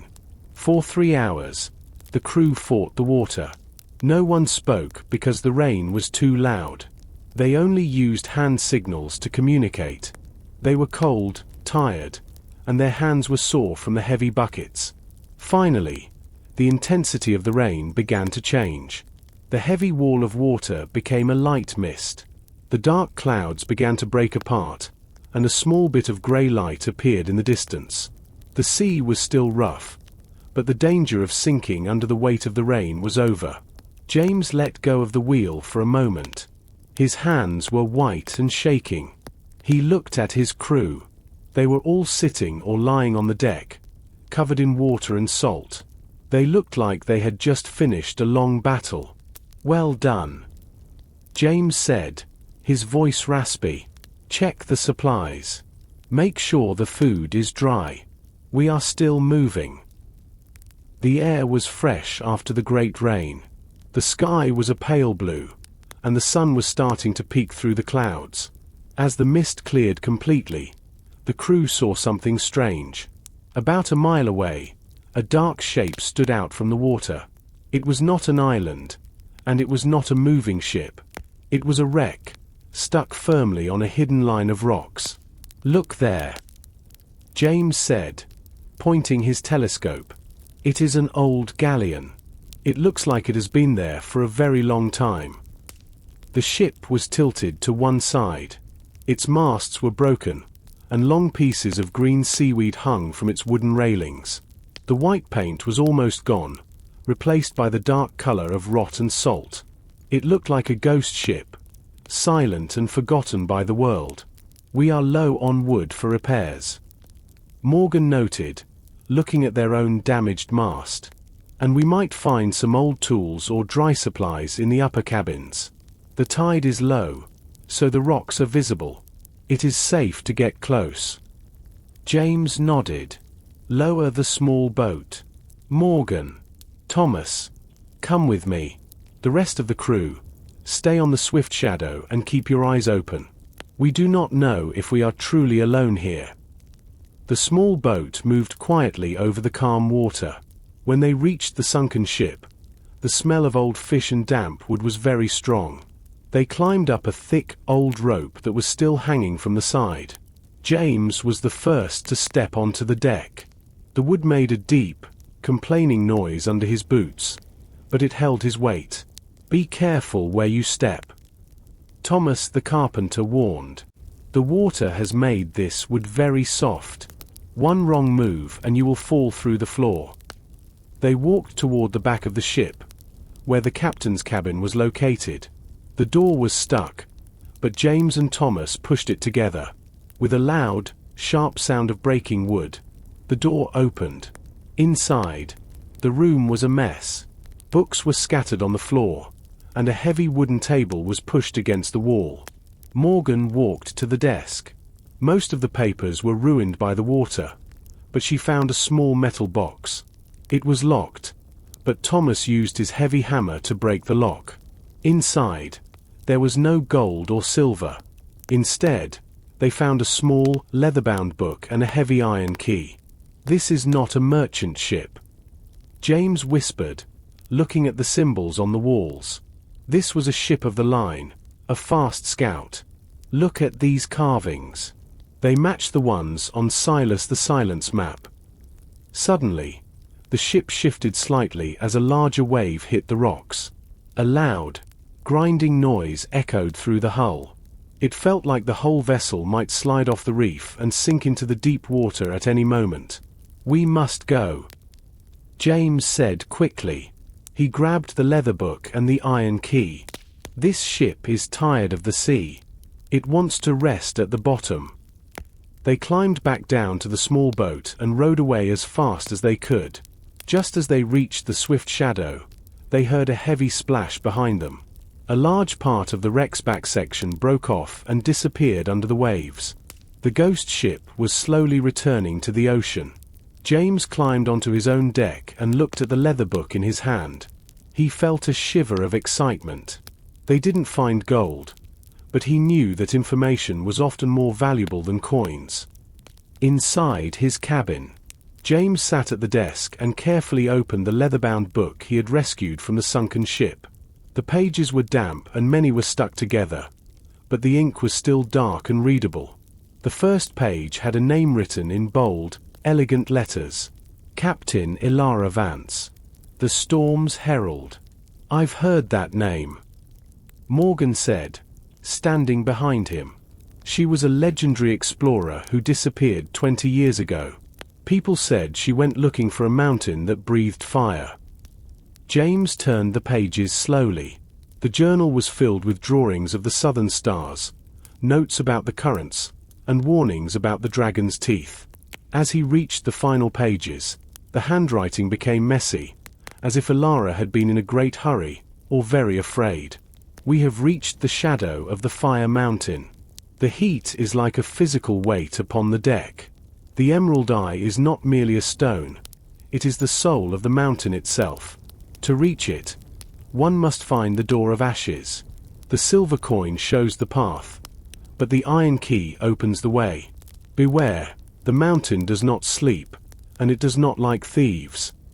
James looked at the heavy iron key sitting on his desk. "The iron key opens the way," he whispered. "We have the silver coin to find the path, and now we have the key for the door. Look at the last entry." Morgan pointed to a page stained with dried salt. "The air is thick with sulfur. My crew is frightened. We can see the green glow from the vents. It is beautiful, But it is a trap. If the mountain wakes, the sea will boil. We are going in tonight. May the stars guide us." That was the last entry. There were no more words, only a few empty, water-stained pages. James closed the book. He felt a deep respect for Captain Alara. She had come so close. But the sunken ship they found was proof that the mountain had won the battle. "Captain!" Peter's voice rang out from the deck above, louder and more excited than ever before. "Land ho! Directly south." James and Morgan ran out of the cabin. The crew was already gathered at the railing, pointing toward the horizon. At first, James saw only a dark cloud. But as the swift shadow moved closer, the cloud took a solid shape. It was a massive, black mountain rising straight out of the ocean. It was shaped like a jagged cone, and a thin, constant ribbon of grey smoke rose from its peak into the clear blue sky. The base of the mountain was surrounded by dark, jagged rocks and a thin strip of black sand. There were no trees here, no green plants, and no birds. It was a place of fire and stone. As the sun began to set, James noticed something that made his breath catch in his throat. Near the middle of the mountain, inside a deep crack in the rock, there was a faint, pulsing green light. "The Emerald Eye," Robert whispered from where he was cleaning the deck. He had stopped his work, his eyes wide with a mix of fear and wonder. "We are here," James said, his voice steady. "Prepare the anchor. We will land on the black beach at first light. Tonight, we rest. Tomorrow, we finish what we started." The swift shadow slowed as it entered the dark shadow of the mountain. The water here was warm to the touch, and the air smelled of burnt wood and sulfur. The journey was almost over, but James knew the true challenge was only just beginning. The sun rose like a burning red eye over the horizon, casting a bloody light across the dark waters surrounding the Fire Mountain. The heat was already intense, even before the sun was fully up. James stood on the deck, his face set in a grim expression. He could feel the mountain's power, a low, constant vibration that hummed through the soles of his boots. "The tide is as low as it will get," Morgan said, joining him at the railing. She had her heavy knife and a coil of rope slung over her shoulder. "We should move now before the heat becomes unbearable." James nodded. He chose his landing party carefully.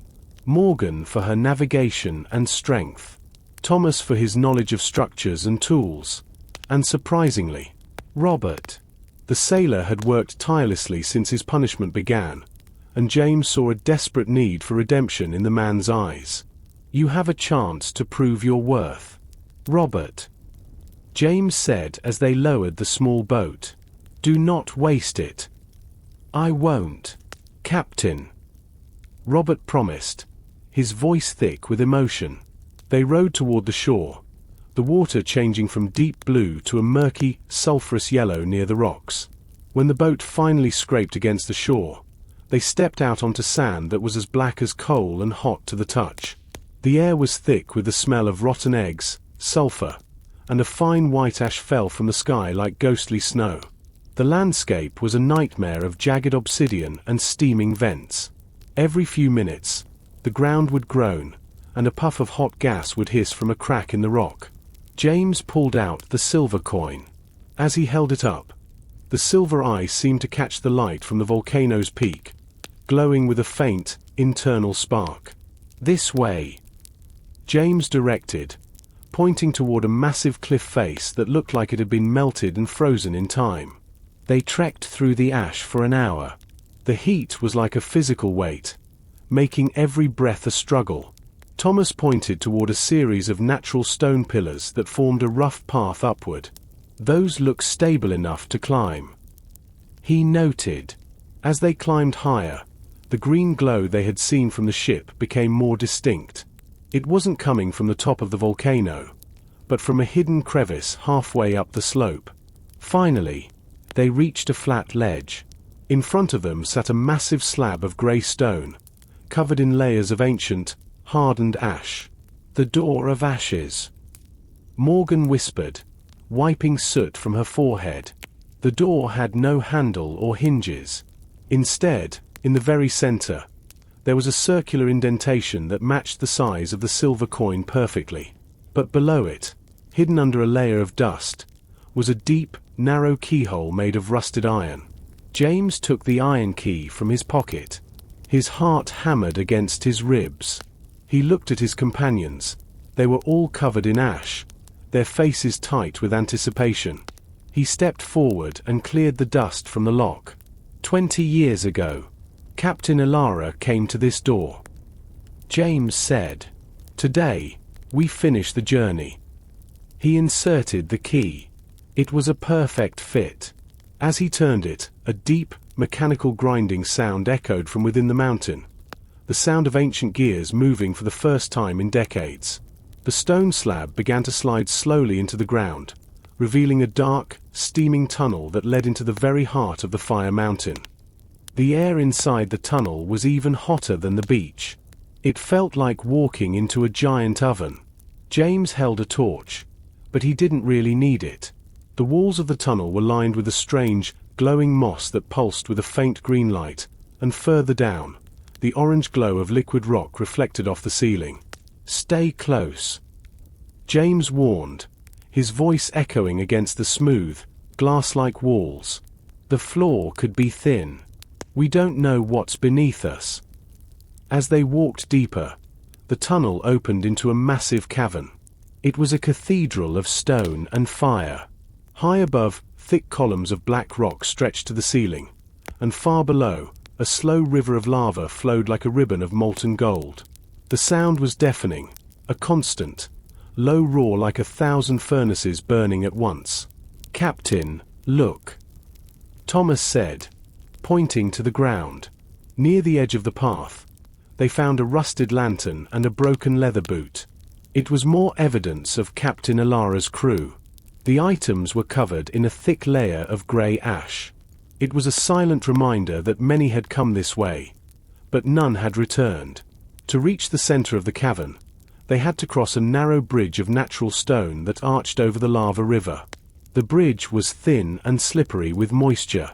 One by one, they began to crawl across. Robert went last, his face tight with concentration. Halfway across, a sudden tremor shook the mountain. A piece of the bridge cracked and fell into the fire below. "Hold on," Morgan shouted, grabbing a jagged rock to steady herself. Robert slipped, his legs dangling over the edge. For a terrifying second, he was held only by his fingertips. James reached back, his muscles screaming as he grabbed Robert's arm and pulled him back onto the solid stone.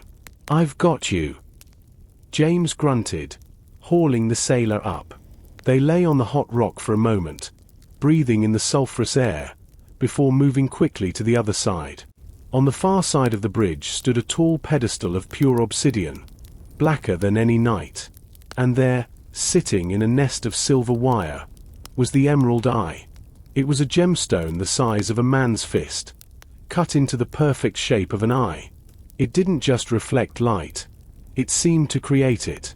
A deep, swirling green mist moved inside the stone, pulsing in time with the heartbeat of the volcano. It was the most beautiful and terrifying thing James had ever seen. "It's real," Thomas whispered, his eyes wide. All the stories, they were true. James stepped toward the pedestal. He could feel the heat radiating from the stone, but it wasn't the heat of fire. It felt like a strange, magnetic energy. He reached out his hand, his fingers trembling. He remembered the old man's warning. "The stone is the soul of the mountain." "Wait," Morgan said softly. She was looking at the floor around the pedestal. There were strange markings carved into the obsidian, runes that matched the silver coin and the iron key. "It's not just sitting there. It's a mechanism. If we take it, the mountain might wake up for real." James looked at the pulsing green light. He thought about his ship, his crew waiting on the water, and the life he wanted to build. He had come too far to turn back. He wrapped his hand around the cold, smooth surface of the emerald eye. The moment his skin touched the stone, the green light flared, filling the entire cavern with a blinding emerald flash.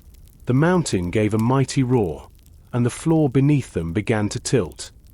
The mountain screamed. It was a sound deeper than thunder, a grinding of ancient bones that shook the very air in James's lungs. The pulsing green light of the emerald eye in his hand was now a frantic, strobe-like flicker. "Run!" James roared, shoving the gemstone into the heavy leather pouch at his belt. "The bridge! Move now!" The river of lava below was no longer a slow-moving ribbon. It was rising, bubbling and churning like a boiling pot. Great chunks of the cavern ceiling began to fall, crashing into the molten gold with splashes of fire that sent sparks flying like angry hornets. They reached the stone bridge, but it was barely a bridge anymore. The tremors had shattered the middle section, leaving a 4-foot gap over the white-hot heat. "I'll go first," Morgan shouted. She sprinted and leaped across the gap, her boots skidding on the far side. She turned back, reaching out her hand. "Thomas, jump." Thomas, clutching his heavy tool bag, hesitated. The heat was blistering, making the air shimmer. "I can't make it with the tools." "Drop them," James ordered, but Thomas shook his head. He threw the bag across first. Morgan caught it. Then he lunged over the gap. Robert followed, his face a mask of sweat and soot, barely catching Morgan's hand as the section he had been standing on crumbled into the abyss. James was the last. Just as he prepared to jump, a massive tremor threw him to his knees. A crack opened in the ceiling directly above the bridge, and a pillar of black stone crashed down, blocking the path. "Captain!" Robert yelled, trying to move back toward the debris. "Stay back!" James shouted. He saw a narrow ledge to the left, slick with volcanic moisture. He climbed onto it, the heat from the lava below burning the side of his face.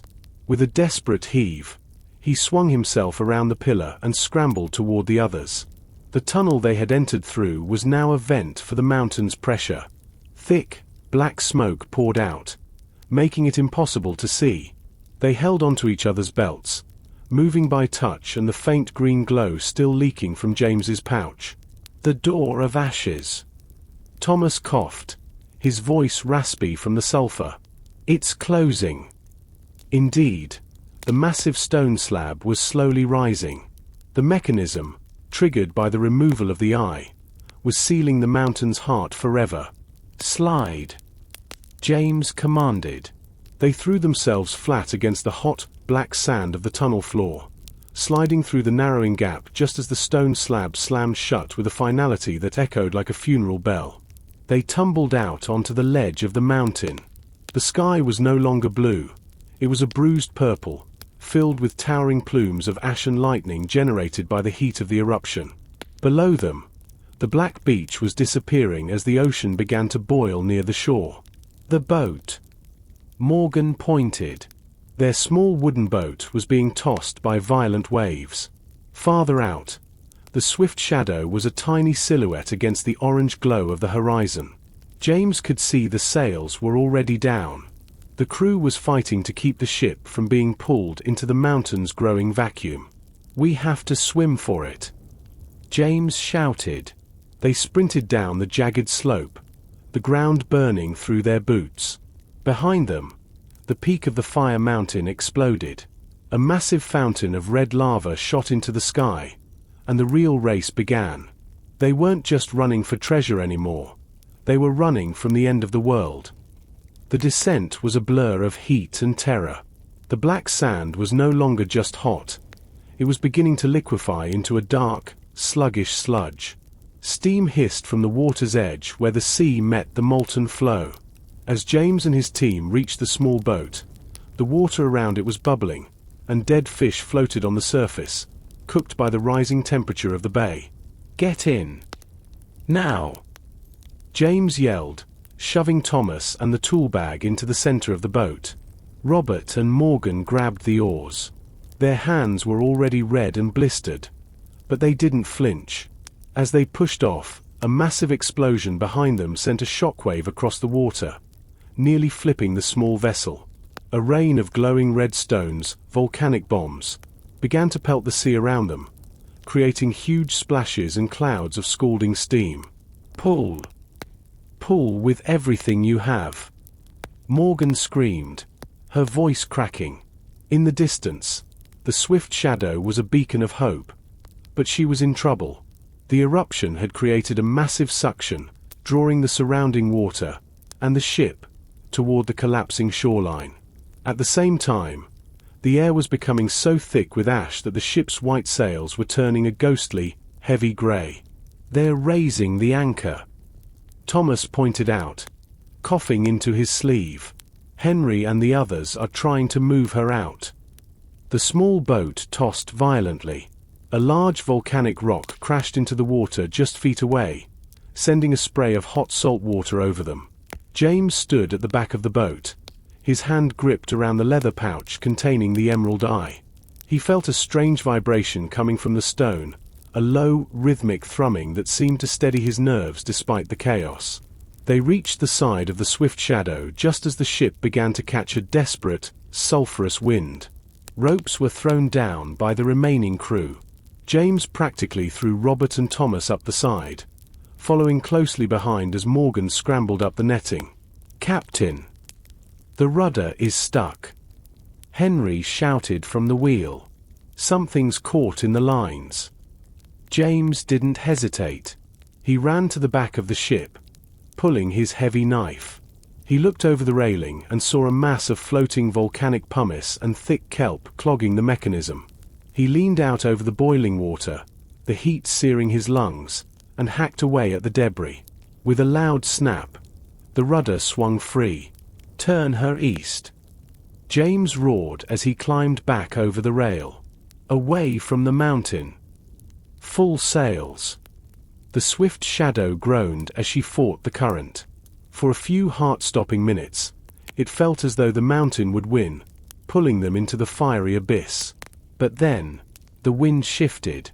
A powerful gust, born from the heat of the eruption, filled the grey-stained sails. The ship lurched forward, breaking the mountain's grip. As they sped away, James looked back. The Fire Mountain was no longer a mountain. Its entire peak had collapsed into the sea, creating a massive wall of steam and fire that reached toward the stars. The island was disappearing, sinking beneath the waves in a final, violent display of nature's wrath. "Is everyone accounted for?" James asked, his voice a hoarse whisper. "All here, Captain." Morgan replied, her face covered in soot but her eyes shining. "We're safe." James reached into his pouch and pulled out the emerald eye. In the dark, ash-filled air, the stone glowed with a steady, brilliant green light. It was no longer pulsing frantically. It was calm, as if it were finally at peace. They had the treasure, and they had survived. But as James looked at his battered crew and his damaged ship, he knew the world they were returning to would never be the same. A week had passed since the Fire Mountain vanished into the depths of the southern sea. The Swift Shadow was no longer the pristine vessel that had left the harbor. Her sails were patched with mismatched canvas, her wood was scarred by ash and heat, and her mast stood slightly crooked. Yet, to Captain James, she had never looked more beautiful. The air was finally clear of sulfur, replaced by the crisp, salty tang of the open ocean. James stood at the stern, the emerald eye resting in his hand. In the gentle light of the morning sun, the stone didn't look like a cursed object of doom. It looked like a piece of the sea itself, frozen in time. "What will you do with it, James?" Morgan asked, leaning against the railing beside him. She looked relaxed for the first time in weeks, her dark hair blowing freely in the wind. "A stone like that could buy a kingdom, or start a dozen wars." James looked at his crew. Henry was singing a low, happy tune in the galley. Thomas was teaching Robert how to properly seal a deck seam. Robert worked with a smile, his movements confident and his head held high. The curse of the mountain, the fear, the betrayal, the isolation, had been replaced by something stronger, loyalty. The old man said the stone was a trap for those who took it for themselves. James said thoughtfully, "But we didn't take it alone. We saved each other to get it. I think the curse is only for those who value the gold more than the men standing next to them." He turned the stone over in his hand. "We aren't going back to the city to be hunted by the king's navy. We're going to the western ports. We'll sell a few small gems we found in the cavern. Enough to fix the ship and give every man and woman here a small fortune. But the eye. The eye stays with the swift shadow. A figurehead." Morgan smiled. "Exactly. It will be our lantern in the dark." James replied, "We have the map, we have the key, and now we have the soul of the mountain to guide us. There are other legends out there, Morgan. Other mysteries that haven't been seen in 1,000 years." The crew gathered on the deck as the word spread. James held the emerald eye high above his head. Its green light caught the sun, sending shimmering patterns across the deck and the faces of his friends. "To the swift shadow," Robert shouted, his voice leading the cheer. "To the swift shadow." The crew roared in unison. As the sun began to set, painting the sky in shades of violet and gold, James took the wheel. He felt a profound sense of peace. He had started this journey as a man looking for a way to escape his life. He ended it as a captain who had found a home on the waves. The fire mountain was gone, but the fire in their hearts was just beginning to burn. With the emerald eye glowing at the front of the ship, they turned their bow toward the unknown, ready to write the next chapter of their lives on the endless blue pages of the sea. The swift shadow sailed away from the smoking remains of the fire mountain. But the ocean was no longer the familiar place it once was. The sky remained a bruised purple for days, and the water was filled with floating pumice that hissed against the hull. Captain James spent most of his time in his cabin, the emerald eye resting on his desk. It didn't just glow anymore. It hummed. It was a low, vibrating sound that resonated in his teeth and made the ink in his wells ripple. "We can't keep sailing like this, James," Morgan said, stepping into the cabin. She looked at the gemstone with a mixture of awe and suspicion. "The hull is scarred from the heat, and the rudder is groaning. If we hit a real storm, we won't survive it. We need a dry dock, and we need it soon." James looked up from the journal of Ilara Vance. "The Navy will be watching every major port from here to the mainland. They saw the eruption. They know we were there. If we pull into a civilized harbor, we'll be in chains before the anchor hits the mud." He turned the journal to a map he hadn't fully shared with the crew yet. It showed a cluster of tiny, nameless dots far to the west, labeled only as the Whispering Isles. Ilara mentioned a place where the currents defy the wind. James explained. "A place hidden by permanent mist and jagged coral. It's a haven for those who don't want to be found. If we can reach it, we can repair the ship in peace." "And the eye?" Morgan asked, gesturing to the glowing stone. "It's a beacon, James. Even in the fog, that green light will be visible for miles. We're carrying a lighthouse in our pocket. We'll wrap it in lead and leather," James decided. "But we need its light to navigate the Whispering Isles. The journal says the coral there moves with the tide. The only way through is to follow the green path that only the eye can reveal." The decision was made. James gathered the crew on the deck. They were tired, their skin peeling from the volcanic heat. But their spirits were high. They were rich men now, even if they couldn't spend a single coin yet. He told them of the Whispering Isles, and a murmur of excitement went through the ranks. As the swift shadow turned its bow toward the west, the atmosphere shifted. The air grew cool and damp. By the second day, a thick, silver fog began to roll over the waves. This wasn't the cold, biting fog of the north. It was warm and smelled of tropical flowers and salt. I hear them, Robert whispered from the bow. He was leaning over the railing, his eyes wide. Hear what? Thomas asked, joining him. The voices, Robert replied. The wind was catching the sails in a strange way, making a sound that resembled human whispering. It was the namesake of the islands. The sound was haunting but strangely beautiful. James stood at the wheel, the emerald eye partially uncovered. Its green light pierced through the silver mist, revealing a glowing trail in the dark water, a path through the hidden teeth of the coral reef. Steady as she goes, James commanded. Follow the light. We're going home. The navigation through the outer ring of the Whispering Isles was the most nerve-wracking sailing James had ever done.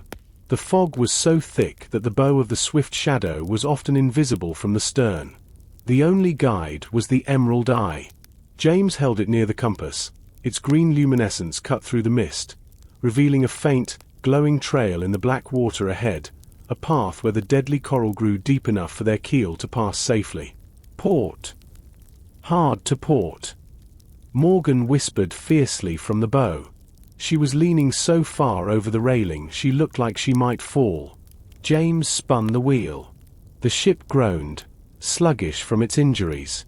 A jagged spire of dark coral, sharp enough to slice the hull open, scraped along the starboard side. The sound was like fingernails on slate, setting everyone's teeth on edge. The whispering of the wind grew louder here. It wasn't just a whistling sound anymore. It sounded like hundreds of hushed voices speaking a language no one understood. Robert covered his ears, his eyes squeezed shut as he worked the ropes. Even Thomas, usually so practical, looked pale. It's just the wind caught in the rock formations, James said loud enough for the crew to hear, though he wasn't entirely sure he believed it himself. The hum of the emerald eye in his hand seemed to pulse in rhythm with the whispers. For 2 hours they played a deadly game of cat and mouse with the reefs. Just when James thought his nerves would snap, the green path in the water widened. The thick wall of fog suddenly thinned, revealing a sight that made the crew gasp. They had broken through into a massive, protected lagoon. The water here was crystal clear and turquoise, a stark contrast to the deep ocean outside. The lagoon was ringed by high, jungle-covered islands that blocked the wind completely. The air was still, hot, and silent. The whispering had stopped the moment they cleared the fog bank. Drop anchor, James ordered, his voice echoing strangely in the quiet bay. As the Swift Shadow settled, they looked toward the main beach. It was a perfect crescent of white sand. But it wasn't empty. Set back against the tree line were the remains of structures, huts made of weathered grey wood and palm fronds, many collapsed and overgrown with vines. A long wooden dock extended into the water, half rotted and broken in the middle. Someone lived here, Morgan said, lowering her telescope. But not for a long time. Ilara Vance wasn't the only one who knew about this place. James said, feeling a new tension replace the stress of navigation. Prepare a landing party. We need timber to fix the mast, and fresh water. But keep your weapons ready. I don't like this silence. They were safe from the sea and the navy, but as they looked at the ghostly village on the shore, they realized the Whispering Isles might hold secrets even older than the Fire Mountain. The landing party stepped onto the white sand with their boots crunching softly. James, Morgan, Thomas, and Robert walked cautiously toward the line of abandoned huts. The heat was stifling, and the jungle growth seemed to reach out with green fingers, slowly reclaiming the wooden skeletons of the homes. Everything was bleached bone white by the sun or covered in thick, dark moss. No signs of a struggle, Morgan observed, her hand hovering near her cutlass. It looks like they just stopped being here. There are pots still sitting over cold fire pits and tools left on workbenches. James entered the largest hut, which stood at the center of the village. It appeared to have been a communal meeting house. Inside, the air was stale and smelled of ancient dust. Shafts of sunlight pierced through the holes in the thatched roof, illuminating a large stone table in the center. Resting upon the table was a heavy book, its leather cover cracked and peeling. But it wasn't a logbook. It was a ledger of names. As James flipped through the yellowed pages, he noticed a recurring pattern. Every entry ended with a date and a single word. Heard. Captain. Look at the walls, Thomas said, pointing his lantern into the shadows. Behind the vines, the wooden walls were covered in intricate carvings. They depicted the Whispering Isles not as a place of refuge, but as a living entity. The carvings showed a great eye in the center of the islands, radiating lines that touched the ears of the people. They weren't just hearing the wind. James whispered. The islands were talking to them. The ledger. It records when each person started hearing the voices clearly. Suddenly, the emerald eye in James's pouch pulsed with a vibrant, rhythmic green light. As if in response, the whispering returned. But it wasn't coming from the wind outside. It was coming from the very wood of the hut. The voices were soft, overlapping, and hurried, like 1,000 people trying to tell a secret at once.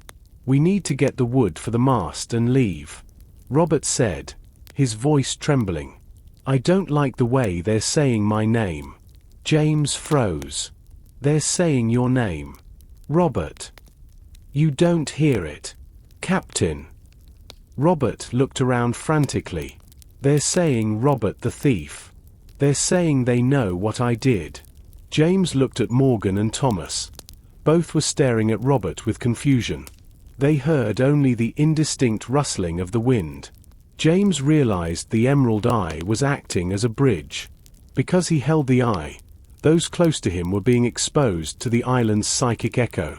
It's the stone, James realized. It's amplifying the resonance of the islands. To the people who lived here, this place was a sanctuary until the voices became too loud to ignore. They didn't disappear. They fled. He found a final note tucked into the back of the ledger. It was written in a shaky hand. The eye has returned to the sea. The mountain has fallen. The silence is coming. But first, the whispers will scream. We have to work fast, James commanded, shutting the book. Thomas, find the strongest timber in the village. Robert, help him. Morgan, stay with them. I'm going to the top of the ridge. I need to see what's on the other side of this island. If the eye is reacting this strongly, there's something here it wants me to find. The climb to the ridge was steep and treacherous. The ground was composed of loose volcanic glass and thick, tangled roots that seemed to move under James's boots. The higher he went, the thinner the air felt, though it wasn't due to the altitude. It was the pressure, a psychic weight that made his head throb in time with the emerald eye's green pulse. When he finally reached the summit, the view took his breath away. From this height, he could see the entire Whispering Isles chain. They weren't just a random cluster of islands. They were arranged in a perfect, geometric circle around a central basin of dark, still water. In the very center of that basin sat a structure that defied logic. It was a tower of white stone, twisted like a spiral of smoke, rising hundreds of feet into the air. It's a resonator, James whispered to himself. At the base of the ridge where he stood, he found an ancient observatory. It was a circular platform of stone with a hole in the center. As he stepped onto it, the emerald eye in his pouch began to glow so brightly that the leather started to smoke. He pulled it out, holding it over the central hole. The moment the light of the stone touched the platform, the whispers stopped instantly. The silence was so sudden it felt like a physical blow. Then, a single, clear note rang out, a sound like a silver bell struck in a vast cathedral. The white tower in the distance began to glow with a matching green light. James looked through a series of crystal lenses mounted on the edge of the platform. Through the glass, the tower wasn't just stone. It was covered in millions of tiny holes. The wind passing through these holes created the whispers. It was a massive machine designed to harvest the sound of the ocean and the wind. What were they building? He wondered aloud. He saw movement in the lenses. Far out past the fog bank, dark shapes were cutting through the water. His heart sank. The Royal Navy hadn't lost them. 3 massive warships were anchored just outside the reef, their sails furled. They were waiting. They couldn't navigate the fog yet, but they knew the swift shadow was trapped inside. James looked back at the tower. He realized that the green path the eye provided wasn't just for navigation. It was a sequence. The eye was the conductor of this massive stone orchestra.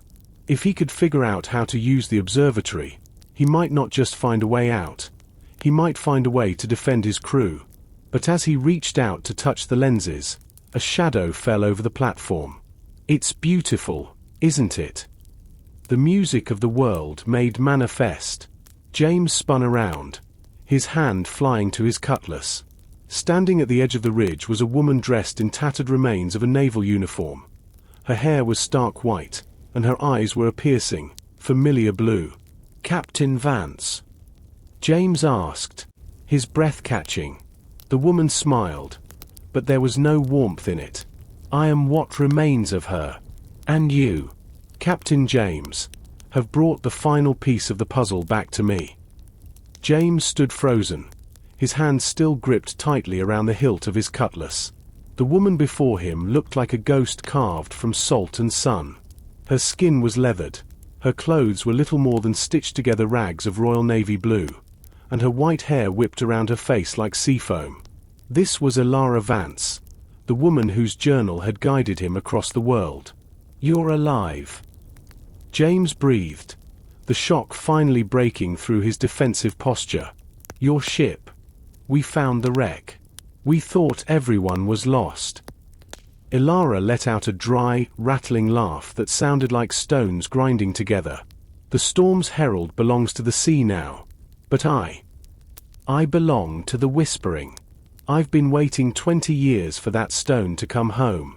Captain, do you have any idea how quiet it is here without the eye?" James tightened his grip on the leather pouch. "The journal said you were looking for the treasure to save your crew. It said you were afraid." "I was a fool back then," Elara said, stepping closer. She didn't seem to care about his blade. Her eyes were fixed on the green glow emanating from his belt. "I thought it was a gem. I thought it was gold. But it's not a treasure, James. It's a tuning fork. This entire island chain is a focused acoustic lens. Without the eye to act as the heart, the music is just noise. The whispering you hear. That's the machine malfunctioning." James looked back at the white tower in the basin. "And if the eye is returned, what happens then?" Elara's expression turned solemn. "The frequency changes. The fog bank out there isn't natural weather, James. It's a sonic barrier maintained by the tower. If you place the eye in the pedestal behind me, the resonance will intensify. It will create a shockwave that can shatter the hull of any ship within 5 miles. The Navy ships waiting for you. They would be splinters in seconds." "A weapon," James whispered, his stomach turning. "You want me to kill hundreds of men?" "I want us to be safe," Elara snapped, her voice suddenly booming with unexpected power. "The king sent me here to find a weapon, and when I realized what it was, I tried to hide it. I crashed my own ship to keep the eye from them. But I've been alone too long. James, the voices, they don't stop. They tell me the Navy is coming. They tell me they will take the eye and use it to burn every port that defies them." James looked out toward the horizon. Through the crystal lenses of the observatory, he could see the 3 Navy warships. They were lowering smaller boats now, filled with soldiers. They were going to attempt to row through the fog, following the same path he had taken. "I can't just give it to you," James said, stepping back toward the ledge. "My crew is down there. They trust me to get them out, not to become a mass murderer." "You don't understand," Elara said, her voice dropping to a terrifying whisper. "The Navy isn't just coming for the stone. They're led by Admiral Thorne. He was my first mate 20 years ago. He's the one who betrayed me. He knows exactly what this place is, and he won't stop until the world is silent under his command." A distant boom echoed from the sea. The Navy was firing blind into the fog, testing the echoes to find the gaps in the reef. James felt the emerald eye pulse with a sudden, violent heat. The choice was becoming clear: use the mountain soul to destroy his enemies, or find a third way that didn't involve becoming the monster Ilara Vance had become. Ilara's eyes were like two blue flames. She reached out her hand, her fingers trembling with a mix of hunger and fear. "Give it to me, James. You are a sailor, a pirate, a thief. You cannot handle the weight of what this stone represents. You see a jewel. I see the heartbeat of the world." James stepped back, his heel hanging over the edge of the ridge. "If I give it to you, you'll destroy everything. My ship is in that lagoon. My crew is down there. You'd kill them just to silence the voices in your head. A small price for peace." She shrieked, her voice cracking like dry timber. The ground beneath them shuddered. Not a volcanic tremor this time, but a deep, resonant vibration that seemed to come from the white tower in the basin. The Navy's blind firing had struck one of the resonant stone pillars near the reef. The island was beginning to react. James didn't wait for her next move. He turned and threw himself down the slope, not on the path, but through the thick, vine-choked jungle. He heard Ilara screaming behind him, a sound that was soon swallowed by the sudden, intense whispering of the trees. He slid, tumbled, and ran, the emerald eye burning against his hip. Every time his skin brushed the leather pouch, he felt a flash of Thorne's intent. Through the stone's connection to the island, he saw a man with a scarred face and a uniform of iron grey, standing on the deck of a massive warship called the Leviathan. Thorne wasn't just coming for the stone. He was coming for the power to silence the world. James reached the base of the ridge, breathless and covered in scratches. He burst into the village clearing to find a scene of controlled chaos. Thomas and Robert had already loaded several massive logs of ironwood into the small boat.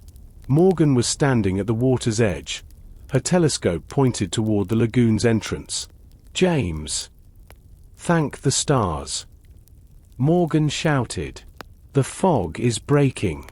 I don't know how, but the Navy boats found the gap. They'll be on the beach in 10 minutes. It's the tower." James gasped, pointing back toward the ridge. "The island is vibrating in response to their cannons. It's clearing the mist for them. Where's the rest of the crew?" "On the ship, ready to haul anchor," Morgan said, her face grim. "But we can't outrun them in the lagoon. It's a bottleneck." "We don't outrun them," James said, pulling the emerald eye from his pouch. It was glowing with a harsh, jagged green light. "We use the eye to change the frequency. Ilara said this place is a tuning fork. If we can't hide in the fog, we'll have to make the island scream." He looked at Thomas. "Can you get us back to the ship in 5 minutes? In this water?" "I'll make it 4. Thomas promised, grabbing the oars.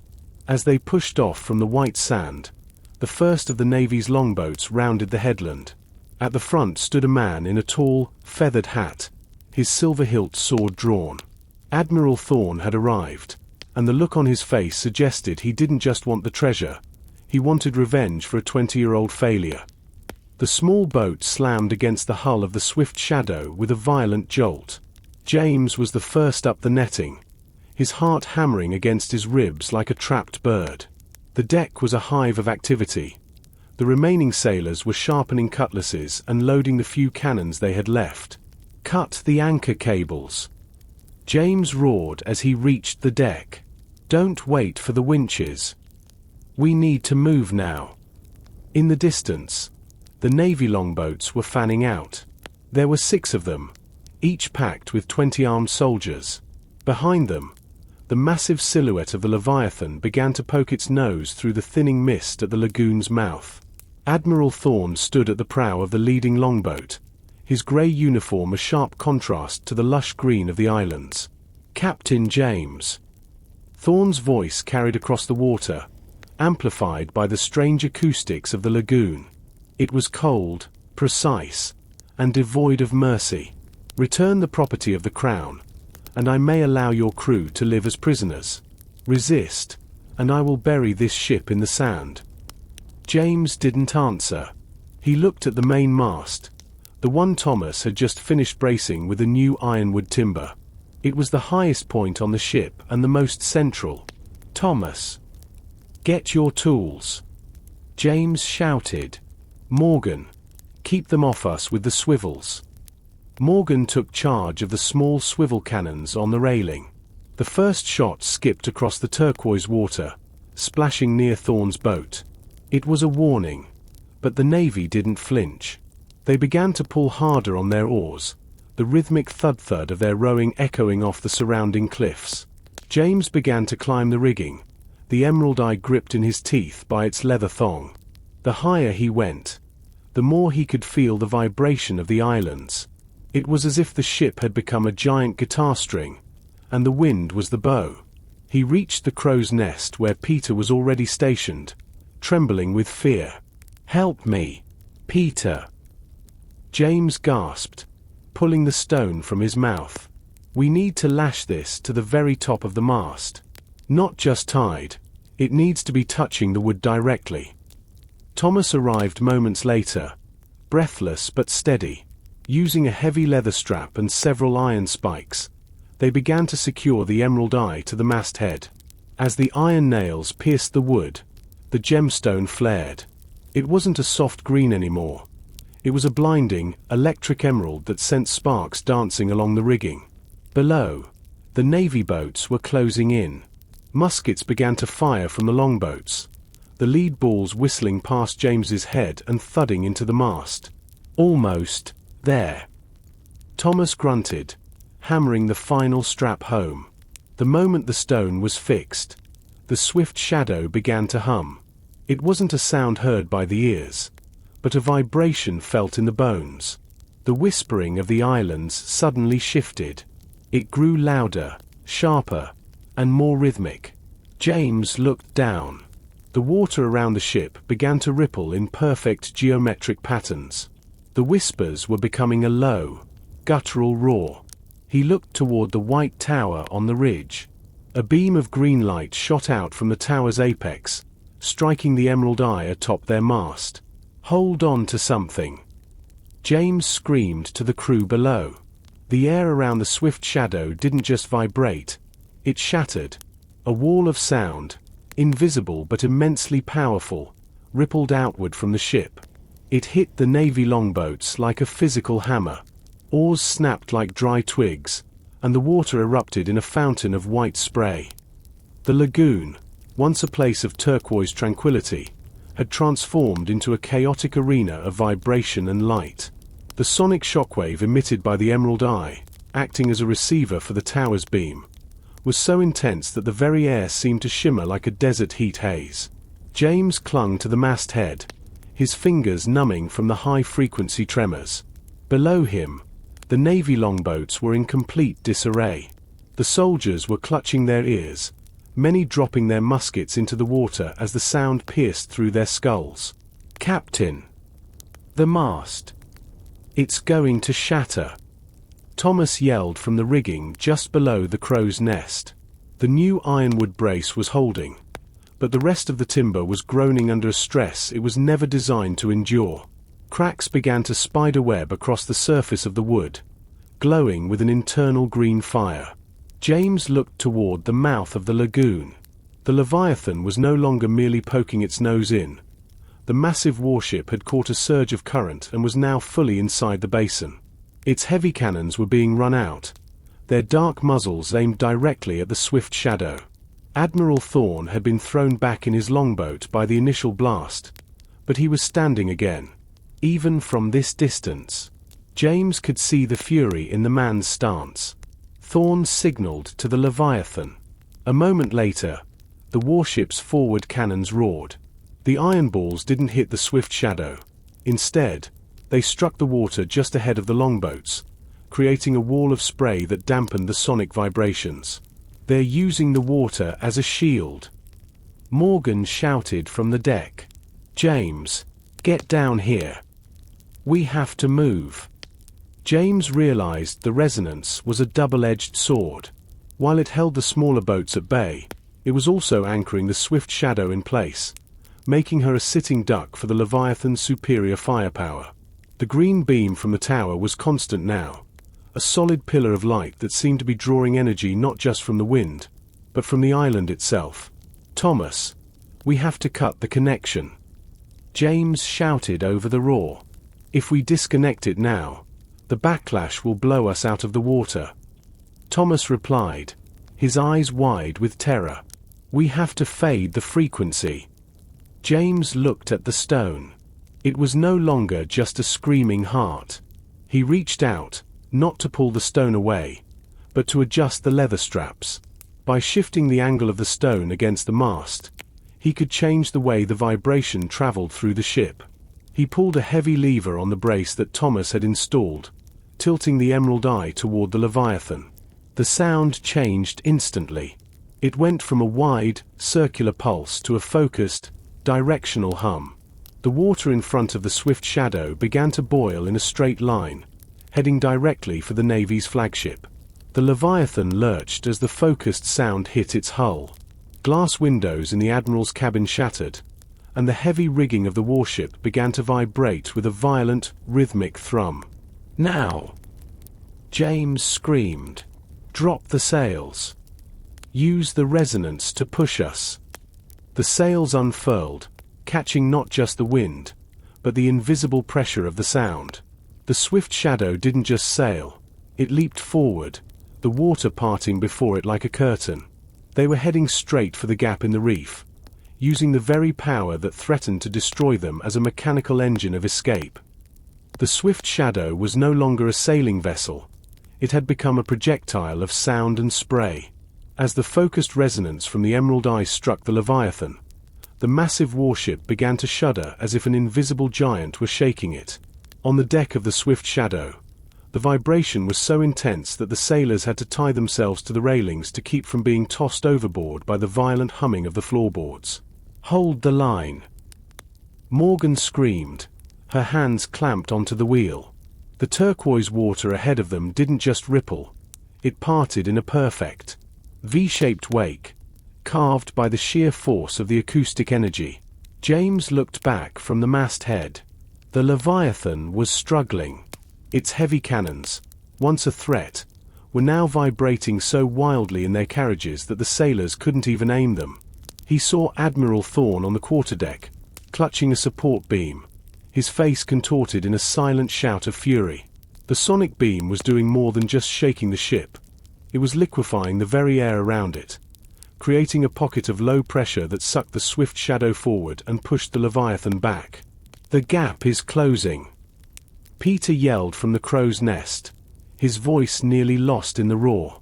The exit of the lagoon, a narrow passage between two towering cliffs of black basalt, was approaching rapidly. Because of the receding tide and the tremors caused by the tower, boulders were beginning to tumble from the cliffs, crashing into the water. James knew that if they hit the passage at this speed, one wrong move would turn the swift shadow into a pile of splinters. "Thomas! The lever! Now!" James commanded. Thomas pulled the release on the ironwood brace. The emerald eye didn't disconnect, but it shifted its angle upward, pointing the beam toward the high basalt cliffs of the exit. The sound hit the stone with the force of a physical explosion. The rocks didn't just break, they shattered into a fine, grey dust, widening the passage by several feet in a matter of seconds. As the swift shadow surged through the dragon's throat, the connection to the white tower on the ridge finally reached its limit. The green beam of light stretched thin, shimmering like a rubber band before it snapped with a sound that felt like the world's loudest whip crack. The silence that followed was deafening. The swift shadow hit the open ocean waves with a massive splash, her momentum carrying her nearly half a mile before the friction of the water slowed her down. The green glow of the emerald eye dimmed to a soft, pulsing emerald, its energy momentarily spent. James slumped against the mast, his ears ringing and his body feeling as though it had been beaten with hammers. Is everyone alive?" James asked, his voice sounding small and distant to his own ears. "We're here, Captain," Henry called out from the galley door, looking dazed. Morgan steered the ship away from the islands, her eyes fixed on the horizon. Behind them, the Whispering Isles were once again shrouded in a thick, unnatural fog. The Leviathan was nowhere to be seen, likely trapped in the lagoon's chaotic currents. But James knew the victory was temporary. The swift shadow was leaking from a dozen seams. The mast was charred black where the stone had been lashed, and they were now the most hunted crew on the seven seas. "We need a place to hide," James whispered, looking at the emerald eye. "A place where the Navy's maps don't go." The morning sun rose over an ocean that felt too quiet. The ringing in James's ears had finally subsided, replaced by the rhythmic thump-thump of the pumps as the crew worked to keep the swift shadow afloat. The ship was in poor shape. The wood was splintered in places where the sonic vibrations had been strongest, and the emerald eye sat dark and cold atop the mast, looking like a piece of dead glass. "She's crying, James," Morgan said, her voice soft as she joined him by the main mast. She ran a hand over the charred timber. "The ship wasn't built for that kind of power. If we push her again, she'll fall apart under our feet." James looked at his hands, which were still stained with the soot of the volcano and the salt of the lagoon. "We did what we had to do. Thorn would have slaughtered us." "I know," Morgan replied, her eyes searching his. "But look at the men. They aren't cheering. They're looking at that stone like it's a cursed thing. We used to be pirates, James. Thieves and explorers. Now, we're something else. We're holding a weapon that can shatter worlds." James didn't have an answer for her. He opened Alara Vance's journal, flipping past the pages of the Whispering Isles until he reached a section marked with a silver seal. It spoke of a place called the Mirror of the Deep, a region of the ocean where the wind never blows and the water is so still it reflects the sky with perfect, terrifying clarity. Ilara hid there when the Navy first turned on her. James explained. "It's a graveyard of ships, caught in a massive patch of sargasso weed and ancient currents. No Navy captain in his right mind would take a warship into those tangles. It's the only place we can stop and truly rebuild." As they sailed southwest, the waves began to flatten. The whitecaps disappeared, and the sea turned a deep, ink-like black. By midday, the swift shadow glided into a world of absolute stillness. There was no swell, no ripples, only a surface so smooth it looked like a sheet of dark glass. Below the surface, James could see the ghostly outlines of ships from centuries past, suspended in the clear, motionless water. "It's beautiful," Robert whispered, leaning over the rail. "It's like we're sailing through the stars." But the beauty was a trap. Thick, golden-brown kelp began to appear, floating in massive mats that clung to the hull like wet hair. The ship slowed, the sails hanging limp. Without wind, they were forced to use the long oars, the sailors pulling in a slow, rhythmic crawl through the mirror. Suddenly, the emerald eye gave a single, low pulse of green light. It wasn't a roar of sound this time, but a soft glow that illuminated the water beneath them. "Captain!" Peter shouted from the crow's nest. "There's something moving under the hull. Something big." James looked down into the mirror. Far below the suspended wrecks, a giant shadow was rising. It wasn't a ship, and it wasn't a whale. It was a massive, ancient structure, rising from the seabed as if summoned by the stone's light. A city of coral and drowned stone was ascending, and the swift shadow was sitting right in the center of its path. The water did not splash, it groaned.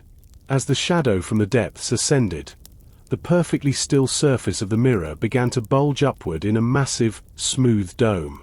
Then, with a sound like 1,000 windows breaking at once, the glass shattered. Massive spires of white, bioluminescent coral erupted through the surface, shedding cascades of seawater and ancient kelp. The swift shadow was caught in the center of the upheaval. Instead of being pushed aside, the ship was lifted. A broad, flat plaza of carved obsidian rose directly beneath the hull, cradling the vessel like a toy in a giant's palm. The crew scrambled to hold onto the railings as the ship was hoisted 30 feet above the now churning sea level. "Look at this," Morgan whispered, her voice trembling as she looked over the side. Surrounding them was a city of impossible geometry. Spiraling towers reached toward the clouds, their surfaces encrusted with glowing sea anemones and pearls the size of cannonballs. There were no streets, only bridges of translucent glass that connected the high terraces. The air, which had been stagnant and hot, was now filled with the cool, oxygen-rich mist of the deep ocean. "Is it Atlantis?" Robert asked, his eyes wide with a childlike wonder that momentarily masked his fear. "It's older," James replied, stepping off the gangplank onto the obsidian plaza. The stone felt humic, vibrating with a low-frequency energy that made the emerald eye atop the mast glow in a sympathetic rhythm. "This is the origin of the resonance. The Whispering Isles were just a lighthouse. This is the power source." The city was silent, but it wasn't empty. Small, mechanical constructs, shaped like silver crabs and jellyfish, scuttled across the surfaces, cleaning away the mud and debris of the seabed. They ignored the humans, focused entirely on the maintenance of their resurrected home. "Thomas, get the tools," James commanded, his voice regaining its authority. "The ship is stable on this platform. This is our dry dock. We fix the hull, we reinforce the mast, and we find out why the eye brought us here." Thomas nodded, though he looked terrified. "Captain, the wood is reacting to the stone. Look at the seams." James looked back at the swift shadow. The cracks in the hull were not just being repaired, they were being filled with a strange, silvery substance secreted by the city's mechanical cleaners. The ship was being fused with the ancient technology. It was no longer just a pirate vessel. It was becoming part of the mirror. However, as the sun hit the highest spire, a booming sound echoed across the lagoon. It wasn't the city. It was a horn, the deep, brassy roar of a Royal Navy warship. James looked toward the horizon. The Leviathan had found them. Thorn had followed the wake of the rising city, and he was coming to claim the throne of the deep. The Leviathan looked like a dark, jagged mountain cutting through the silver-glass sea. Admiral Thorn was no longer just chasing a thief. He was chasing the power of a god. As the warship closed the distance, the water around the rising city began to steam. Thorn didn't care about the beauty of the coral spires or the mystery of the obsidian plaza. He only saw the emerald eye glowing atop the swift shadow's mast. "Load the forward batteries." Thorn's voice carried over the still water, amplified by the city's own strange acoustics. "Aim for the platform. I want that ship brought down to sea level." James watched from the obsidian plaza. Around him, the silver crab-like constructs were moving with frantic speed. They had finished sealing the hull of the swift shadow with a translucent, shell-like substance that was as hard as iron but light as wood. The mast, once charred and broken, was now reinforced with veins of glowing silver. The ship looked alien, a fusion of 18th century naval engineering and prehistoric biotechnology. "Captain, we have to get back on board," Morgan shouted, gesturing to the approaching warship. "If they hit the platform while we're standing here, we're dead." "Wait," James said, his eyes fixed on a small, triangular pedestal that had risen from the obsidian floor near the ship's prow. It had a slot that matched the shape of the iron key he had taken from the sunken ship of Ilara Vance. The repairs. They're not just fixing the ship. They are preparing it. The Leviathan fired. The iron ball whistled through the air, a black streak against the gold of the afternoon sun. But as it reached the perimeter of the rising city, it didn't strike stone. It hit an invisible ripple in the air, a shimmering curtain of energy that turned the iron red-hot before it splashed harmlessly into the sea below. A shield. Thomas breathed, clutching his hammer. The city is protecting itself. Thorn didn't stop. He ordered a full broadside. The side of the Leviathan vanished in a cloud of white smoke. Dozens of cannons roared at once. The sky rained iron, but the shimmering curtain held, vibrating with a low, musical hum that matched the pulse of the emerald eye. James stepped toward the pedestal. He felt a pull, a magnetic attraction between the iron key in his pocket and the stone slot. He realized that the mirror of the deep wasn't just a hiding place. It was a fortress, and Thorn was trying to break in with brute force. James, don't. Morgan warned. We don't know what happens if you activate it.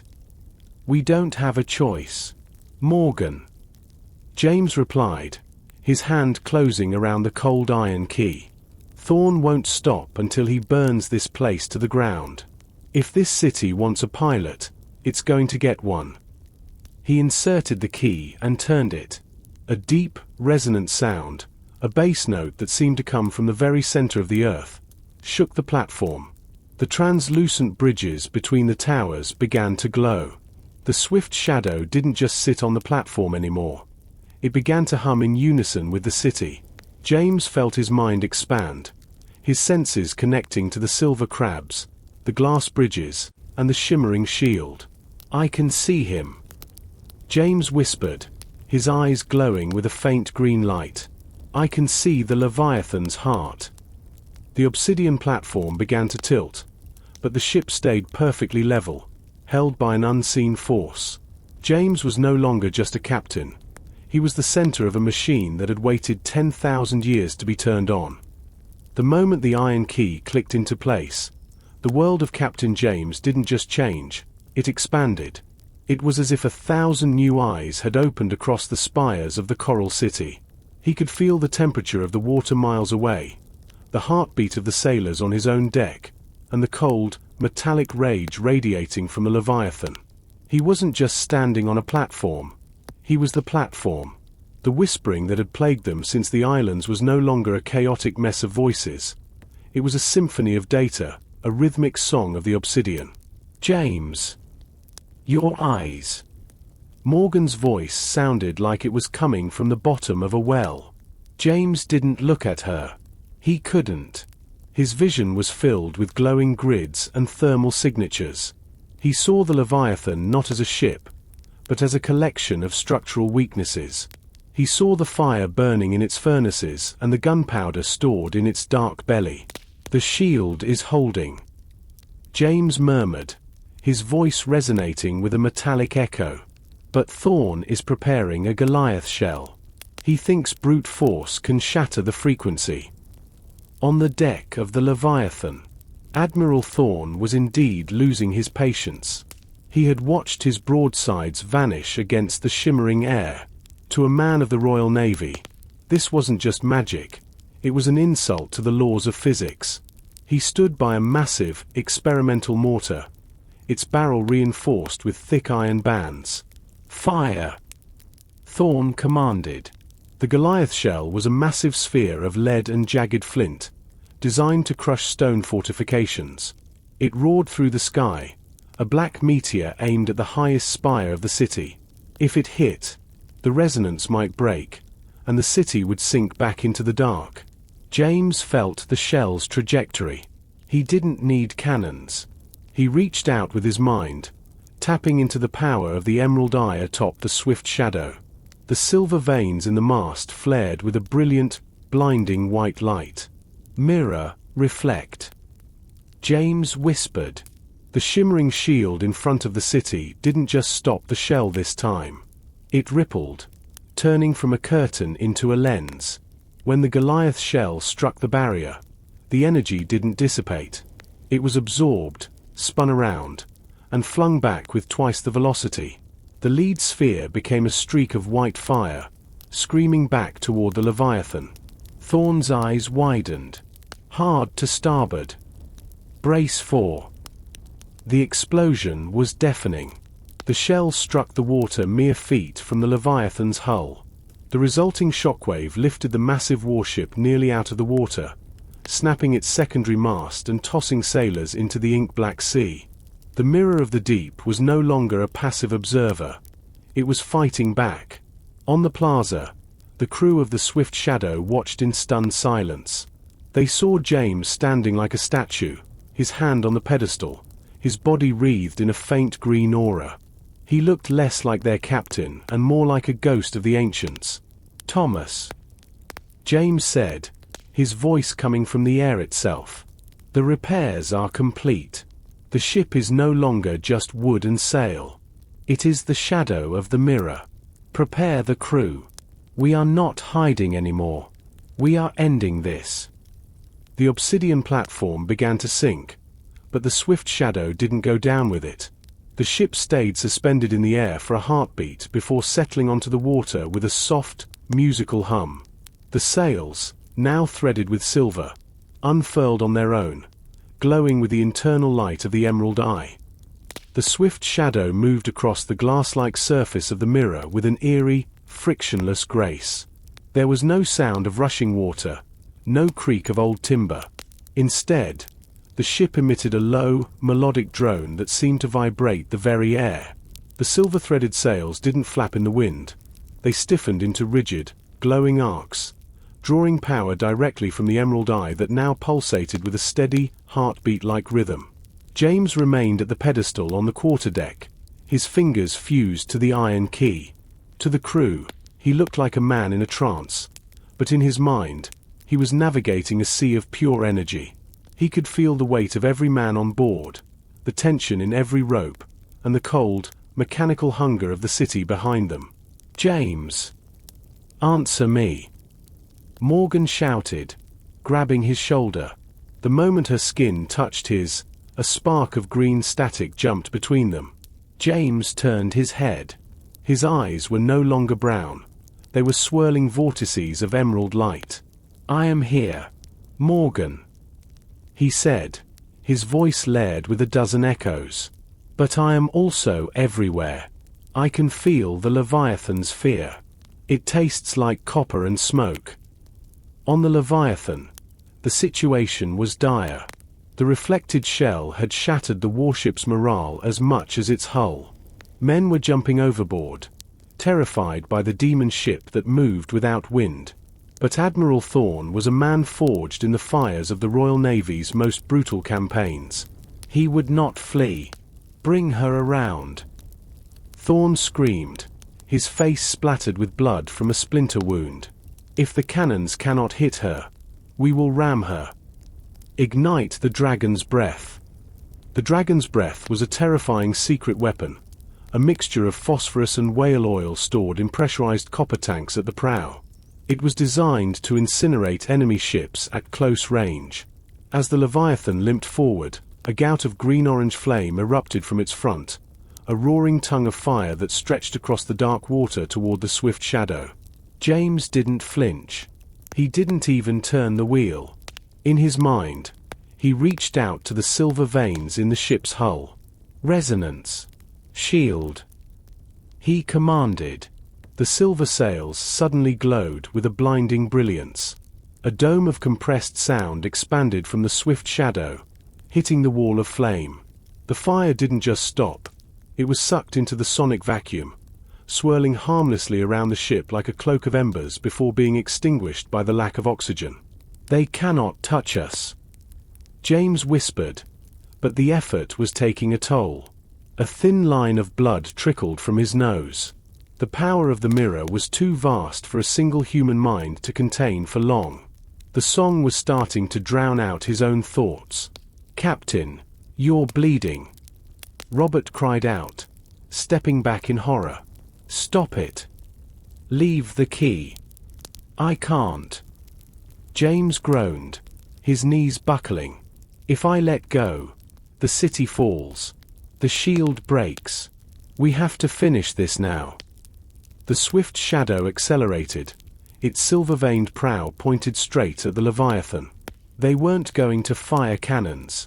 They were going to deliver a harmonic pulse directly into the warship's core. James could feel the Leviathan's structural frequency, a brittle, snapping note. He just had to strike it. The swift shadow did not cut through the water. It glided atop it like a ghost's thumb across a mirror. To the men aboard the Leviathan, the pirate ship had become a nightmare of light and geometry. Its silver-veined hull pulsed in time with the emerald eye, and every movement it made left a trail of glowing green sparks on the black, still water. James felt the vibration of the Leviathan as a high, brittle note, a jagged C-sharp that threatened to snap. In his mind, the warship was no longer a symbol of the king's might. It was a collection of ill-fitting joints and stressed iron. He could see the exact point where the hull would fail if struck with the right frequency. "Brace yourselves." Morgan's voice cut through the hum, though it sounded miles away to James. She had seen the look in his eyes, the look of a man who was becoming part of the machine. She grabbed a rope and wrapped it around her arm, staring at the looming wall of the Leviathan's hull. Admiral Thorne stood at the railing of his ship, his sword drawn. He was a man of logic, and logic told him that a wooden ship, no matter how much magic it possessed, could not survive a direct collision with a first-rate warship of the line. "Steady!" he roared to his helm. "Ram them! Break their spine!" The two ships closed the distance in a matter of seconds, just before the Leviathan's massive iron-reinforced prow could crush the swift shadow. James let out a low, guttural cry. He didn't turn the wheel. He slammed his open palm onto the obsidian pedestal. The emerald eye didn't fire a beam this time. Instead, it released a silent, invisible ring of concentrated vibration. The impact was not a crash of wood against wood. It was the sound of a glass cathedral shattering in a vacuum. The moment the shockwave hit the Leviathan, the warship's structural integrity simply vanished. The iron bolts holding its planks together turned to dust. The heavy cannons fell through the suddenly liquefied decks. The massive main mast didn't break. It disintegrated into a million splinters that floated away like autumn leaves. The swift shadow passed through the space where the Leviathan had been unscathed. Behind them, the pride of the Royal Navy was nothing more than a field of debris floating on the mirror. There was no fire, no explosion, only the terrifying silence of a ship that had been unmade by sound. But the cost was high. James collapsed, his body going limp as the connection to the pedestal finally severed. The green light in his eyes flickered and died, replaced by the dull, pained gaze of a man who had seen too much. The silver veins in the ship's wood faded, and the swift shadow settled into the water with a heavy, natural splash. "James!" Morgan was at his side in an instant, pulling him away from the iron key. His skin was cold, and his breathing was shallow. The emerald eye atop the mast was dark, its surface cracked. The city of the mirror began to groan again, the spires slowly sinking back into the depths from which they had risen. The protection was over. "We have to go," James whispered, his voice a dry rasp. "The song, it's ending. If we stay, we sink with the city." Morgan looked at the crew. They were standing in the wreckage of their own victory, staring at the place where 100 men had just vanished. "You heard him," she shouted, her voice shaking them from their stupor. "To the oars. To the sails. We're leaving this graveyard." The sky above the mirror of the deep was a pale, sickly grey as the swift shadow drifted amidst the remains of the Leviathan. The absolute silence that followed the harmonic strike was more terrifying than the roar of cannons. There were no cries for help, no splashing of survivors, only the soft, rhythmic clinking of floating debris against the ship's hull. The pride of the Royal Navy had been reduced to wood pulp and iron dust. Morgan knelt by James, her hands steady despite the tremor in her heart. He was breathing, but his skin felt like cold marble. Thomas. Robert. Get him to the cabin, she ordered. As they carried the captain away, she looked up at the main mast. The emerald eye was no longer a vibrant, pulsing heart. It was a dull, smoky grey, with a jagged crack running down its center like a lightning bolt. The city is retreating, Peter called out from the bow, his voice high and thin with panic. Behind them, the magnificent spires of white coral and obsidian were descending. The water didn't just swallow them. It seemed to pull the ocean inward, creating a massive, smooth-walled whirlpool. The swift shadow, no longer supported by the city's energy, began to be drawn toward the center of the vortex. "We have no wind," Robert shouted as he ran back from the cabin. "The mirror is dead. There's nothing to catch." "The oars," Morgan yelled, drawing her cutlass to point toward the hold. "Every man, every hand. If we don't break the suction in 5 minutes, we'll be buried with the ancients." The crew scrambled. They had seen what happened to the Leviathan, and the fear of a similar fate lent them a desperate strength. The long oars were thrust through the ports, and the sailors began to pull in a frantic, ragged rhythm. The ship groaned, a natural, wooden sound this time, as the hull fought against the inward pull of the sinking city. Inside the cabin, James opened his eyes. The green light was gone, replaced by a crushing headache that felt like a hot needle behind his eyes. He felt small again, trapped within the limits of his own skin. The vast, interconnected consciousness of the mirror had vanished, leaving a hollow ache in its place. "The key," he whispered, his hand fumbling at his side. "It's gone, James," Thomas said softly, sitting by the bed. The pedestal took it back when the platform sank. "You're just a man again." James sat up, wincing. He could hear the rhythmic thud-thud of the oars and the panicked shouts of Morgan on the deck. He realized that while he had been playing God with the frequencies of the world, his crew was fighting for their lives in the mud and the salt. "Help me up," James commanded. He staggered onto the deck, leaning heavily on Thomas. He saw the vortex, a terrifying, spinning eye of dark water that was rapidly consuming the horizon.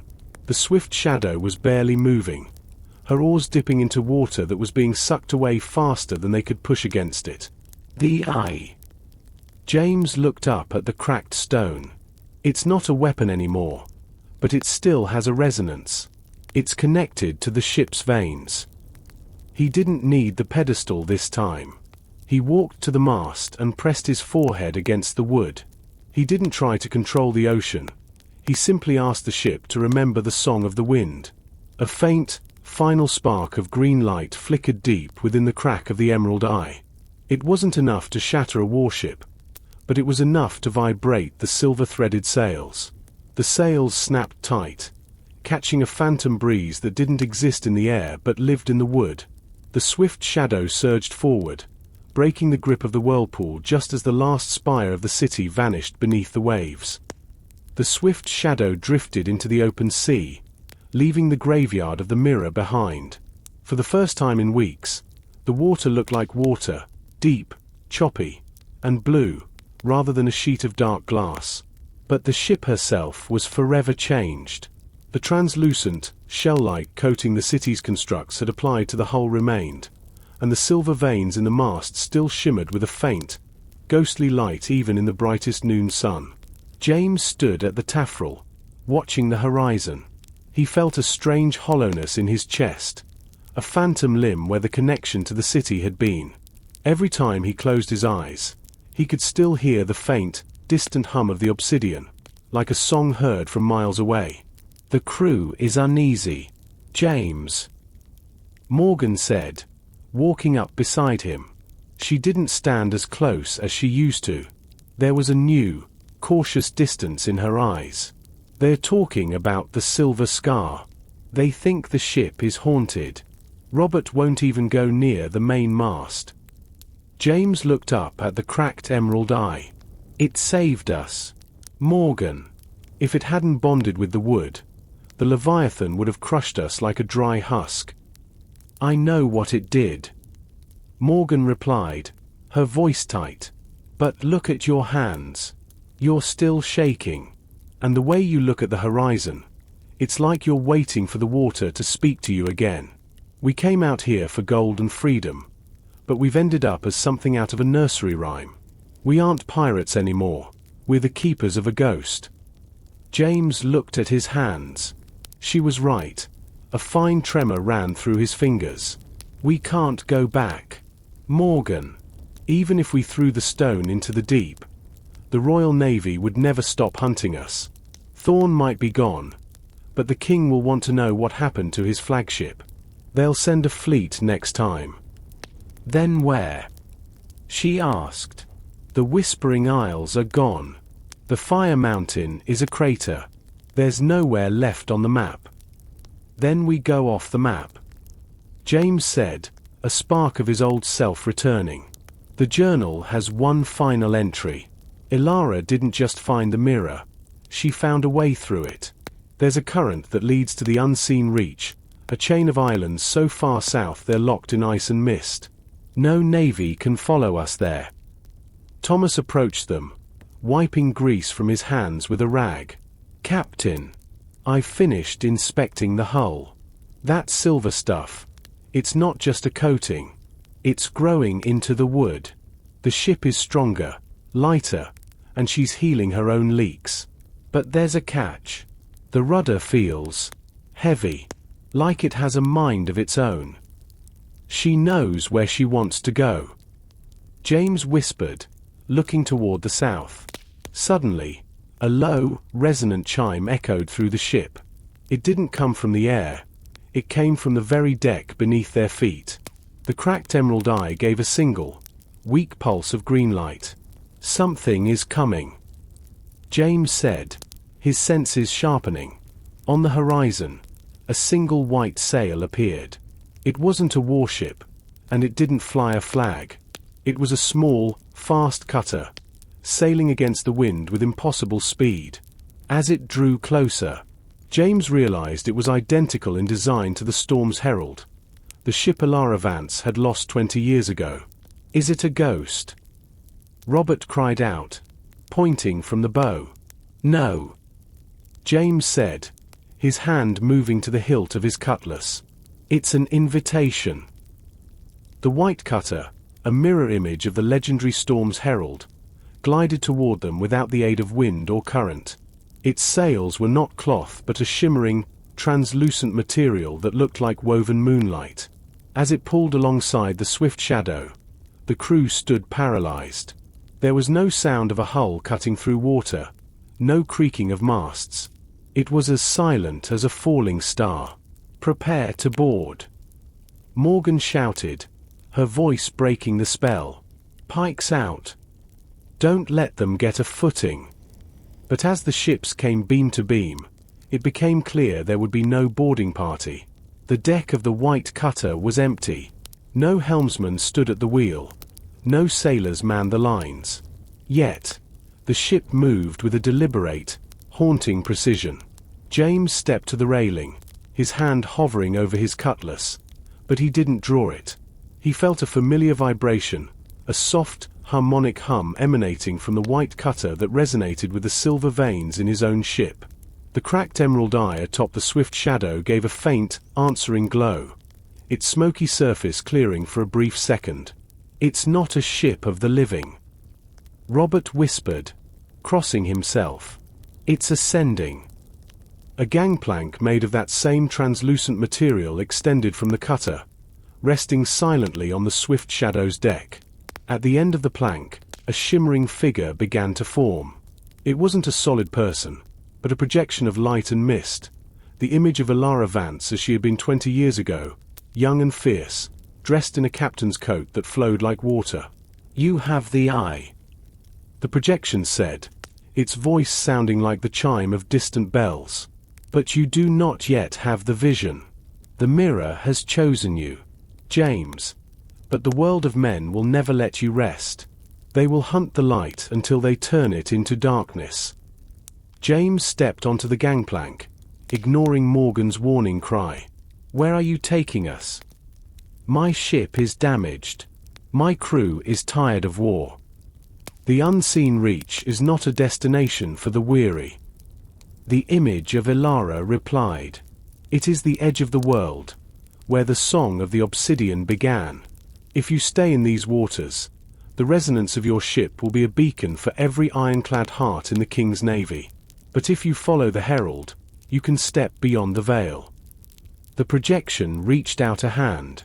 It didn't touch James, but as it moved, a small, crystalline lens floated from the cutter's deck into James's palm. It was a fragment of the White Tower from the Whispering Isles. "Place this in the eye," Ilara's ghost commanded. "It will heal the crack and tune your spirit to the reach. But know this, once you pass the southern wall, there is no returning. The swift shadow will belong to the sea, and you will belong to the legend." The projection faded into sea mist, and the white cutter began to pull away, its sails glowing with an invitation to follow. James looked at the crystal lens in his hand, then at the scarred faces of his crew. He saw the fear, but he also saw a desperate, flickering hope. "We have two choices," James said, his voice echoing with the authority of the mirror. "We can turn back and spend the rest of our lives looking over our shoulders, waiting for the hangman's noose. Or we can follow the ghost ship into the unknown." Morgan looked at the silver veins in the deck, then up at the dark, cracked stone. She sighed, a small smile touching her lips. "I've never much liked the look of a gallows. James. South it is." The air grew thin and biting as the swift shadow followed the ghostly white cutter into the uncharted south. The tropical warmth of the Whispering Isles was a distant memory, replaced by a cold so intense it turned the sea spray into needles of ice upon the deck. But the crew did not shiver. A strange, low-frequency warmth radiated from the silver veins in the wood, keeping the ship and its people in a bubble of temperate protection against the Arctic gale. James climbed the rigging one final time. In his pocket, the crystalline lens he had received from the messenger pulsed with a steady, white heat. The main mast was now a pillar of obsidian-like wood, glowing with an internal lattice of silver. At the summit, the emerald eye sat dark and fractured, waiting for the final piece of the puzzle. "Be careful, Captain," Thomas called out from below, his breath a white plume in the air. "The resonance is building. The wood is vibrating like a violin string." James reached the crow's nest and pulled himself up. The wind howled around him, but he felt a strange stillness. He looked at the cracked gemstone. He could see the jagged wound in its center, the place where the power of the mirror had almost shattered its physical form. He took the crystalline lens and pressed it into the fissure. The fit was perfect. The moment the crystal touched the stone, the crack vanished as if it had never been. A wave of pure, emerald light washed over the ship, not violent like the harmonic strike, but soft and harmonizing. The smoky gray of the stone cleared, revealing a swirling, deep green nebula within the gem. Below him, the swift shadow underwent its final transformation. The old, patched canvas sails dissolved, replaced by the same translucent, moonlight-woven fabric as the heralds. The hull didn't just look stronger, it looked ancient and indestructible, as if it had been forged in the heart of a star rather than a shipyard. "Look at the sky!" Morgan shouted from the deck. The sun had disappeared, though it was midday. In its place, the sky was filled with a colossal, shimmering aurora, ribbons of green, violet, and gold that danced between the stars. Ahead of them, the white cutter, the herald, was approaching a wall of solid white mist that stretched from the dark sea to the very top of the heavens. It was the southern wall, the edge of the known world. "James, get down here." Morgan's voice was filled with a mix of awe and terror. "The herald is entering the mist." James slid down the rigging, his feet hitting the deck with a metallic ring. He ran to the wheel and took it from Morgan. The wheel no longer felt like wood. It felt like part of his own body. He could feel the depth of the water, the weight of the icebergs surrounding them, and the path through the wall. "This is it," James said, his voice steady and calm.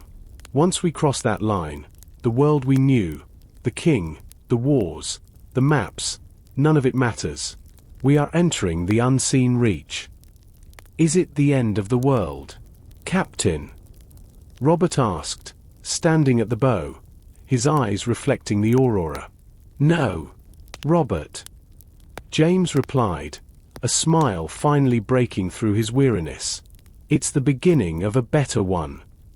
The swift shadow surged forward, following the white cutter into the towering wall of mist. The sound of the wind died away, replaced by the deep, beautiful song of the obsidian. The ship vanished into the white, leaving the world of men behind forever. The transition through the southern wall was not a crash or a storm, but a profound, humming silence. For a heartbeat, the swift shadow existed in a realm of pure white, where time seemed to stretch and fold like silk. Then, as if a curtain had been swept aside by an invisible hand, the mist dissolved. The crew gasped as one, their voices tiny against the majesty of the world that lay before them. The unseen reach was not a frozen wasteland, nor was it a simple island chain. It was a cathedral of nature and ancient artifice. Floating islands of emerald green moss and weeping willow trees hung suspended in a sky of eternal twilight, tethered together by bridges of glowing, translucent coral. Below them, the sea was a mirror of liquid starlight, so clear that the mountains on the ocean floor were visible miles beneath the keel. There were no storms here, no harsh winds, only the constant, melodic song of the obsidian that James had first heard in the mirror. The white cutter, the Herald, slowed its pace, coming to rest beside a massive pier carved from a single block of iridescent pearl. James steered the swift shadow alongside it. As the ship touched the pier, the silver veins in its hull pulsed one last time and then settled into a soft, permanent glow. The transformation was complete. The ship was no longer a vessel of war or theft. It was a living part of this sanctuary. James stepped onto the pearl pier, his boots clicking softly. He looked back at his crew. Morgan stood at the railing, her face illuminated by the soft light of the floating islands. Robert and Thomas were standing together, the fear finally gone from their eyes, replaced by a quiet, reverent peace. "We aren't in the world of men anymore," Morgan said, stepping down to join him. She looked at the sky, where two moons, one silver, one pale green, hung in perfect alignment. "No one can find us here. No one would even know how to look. This is what Ilara wanted," James whispered. "A place where the resonance isn't a weapon. It's just life." In the center of the pier, the projection of Ilara Vance appeared one last time. This time, she didn't look like a ghost or a messenger. She looked like a woman who had finally found her rest. She gestured toward a great library carved into the side of a floating mountain, its windows glowing with a warm, inviting light. "The knowledge of the ancients is here." The image spoke, her voice a gentle echo. The history of the eye, the music of the spheres, and the path to a future without chains. "You are the guardians now, James. The swift shadow is the gatekeeper. As long as you remain, the world above will stay safe from the power they do not understand, and you will stay safe from their greed." James looked up at the emerald eye. The gemstone was clear, vibrant, and whole. It was no longer a prize to be sold or a tool for destruction. It was the North Star of a new existence. He realized that the greatest treasure wasn't the gold they had sought at the beginning of their journey, nor was it the power he had wielded in the mirror. It was the freedom to exist in a place where your past didn't define your future. "What now, Captain?" Robert asked, his voice echoing across the silent plaza. James looked at his crew, the thieves, the runaways, the soldiers, and the dreamers who had followed him across the edge of the map. He saw a community. He saw a home. "Now," James said, unbuckling his cutlass and laying it upon the pearl stone of the pier, "we stop running. We learn the song. And we live. As the suns of the Reach began to set, casting long, violet shadows across the starlit sea, the swift shadow sat silently at its mooring. Back in the world of men, the legend of Captain James and the Emerald Eye would grow into a myth told by sailors in smoky taverns, a story of a ship that turned to silver and vanished into the mist. But here, at the end of all things, the story was just beginning.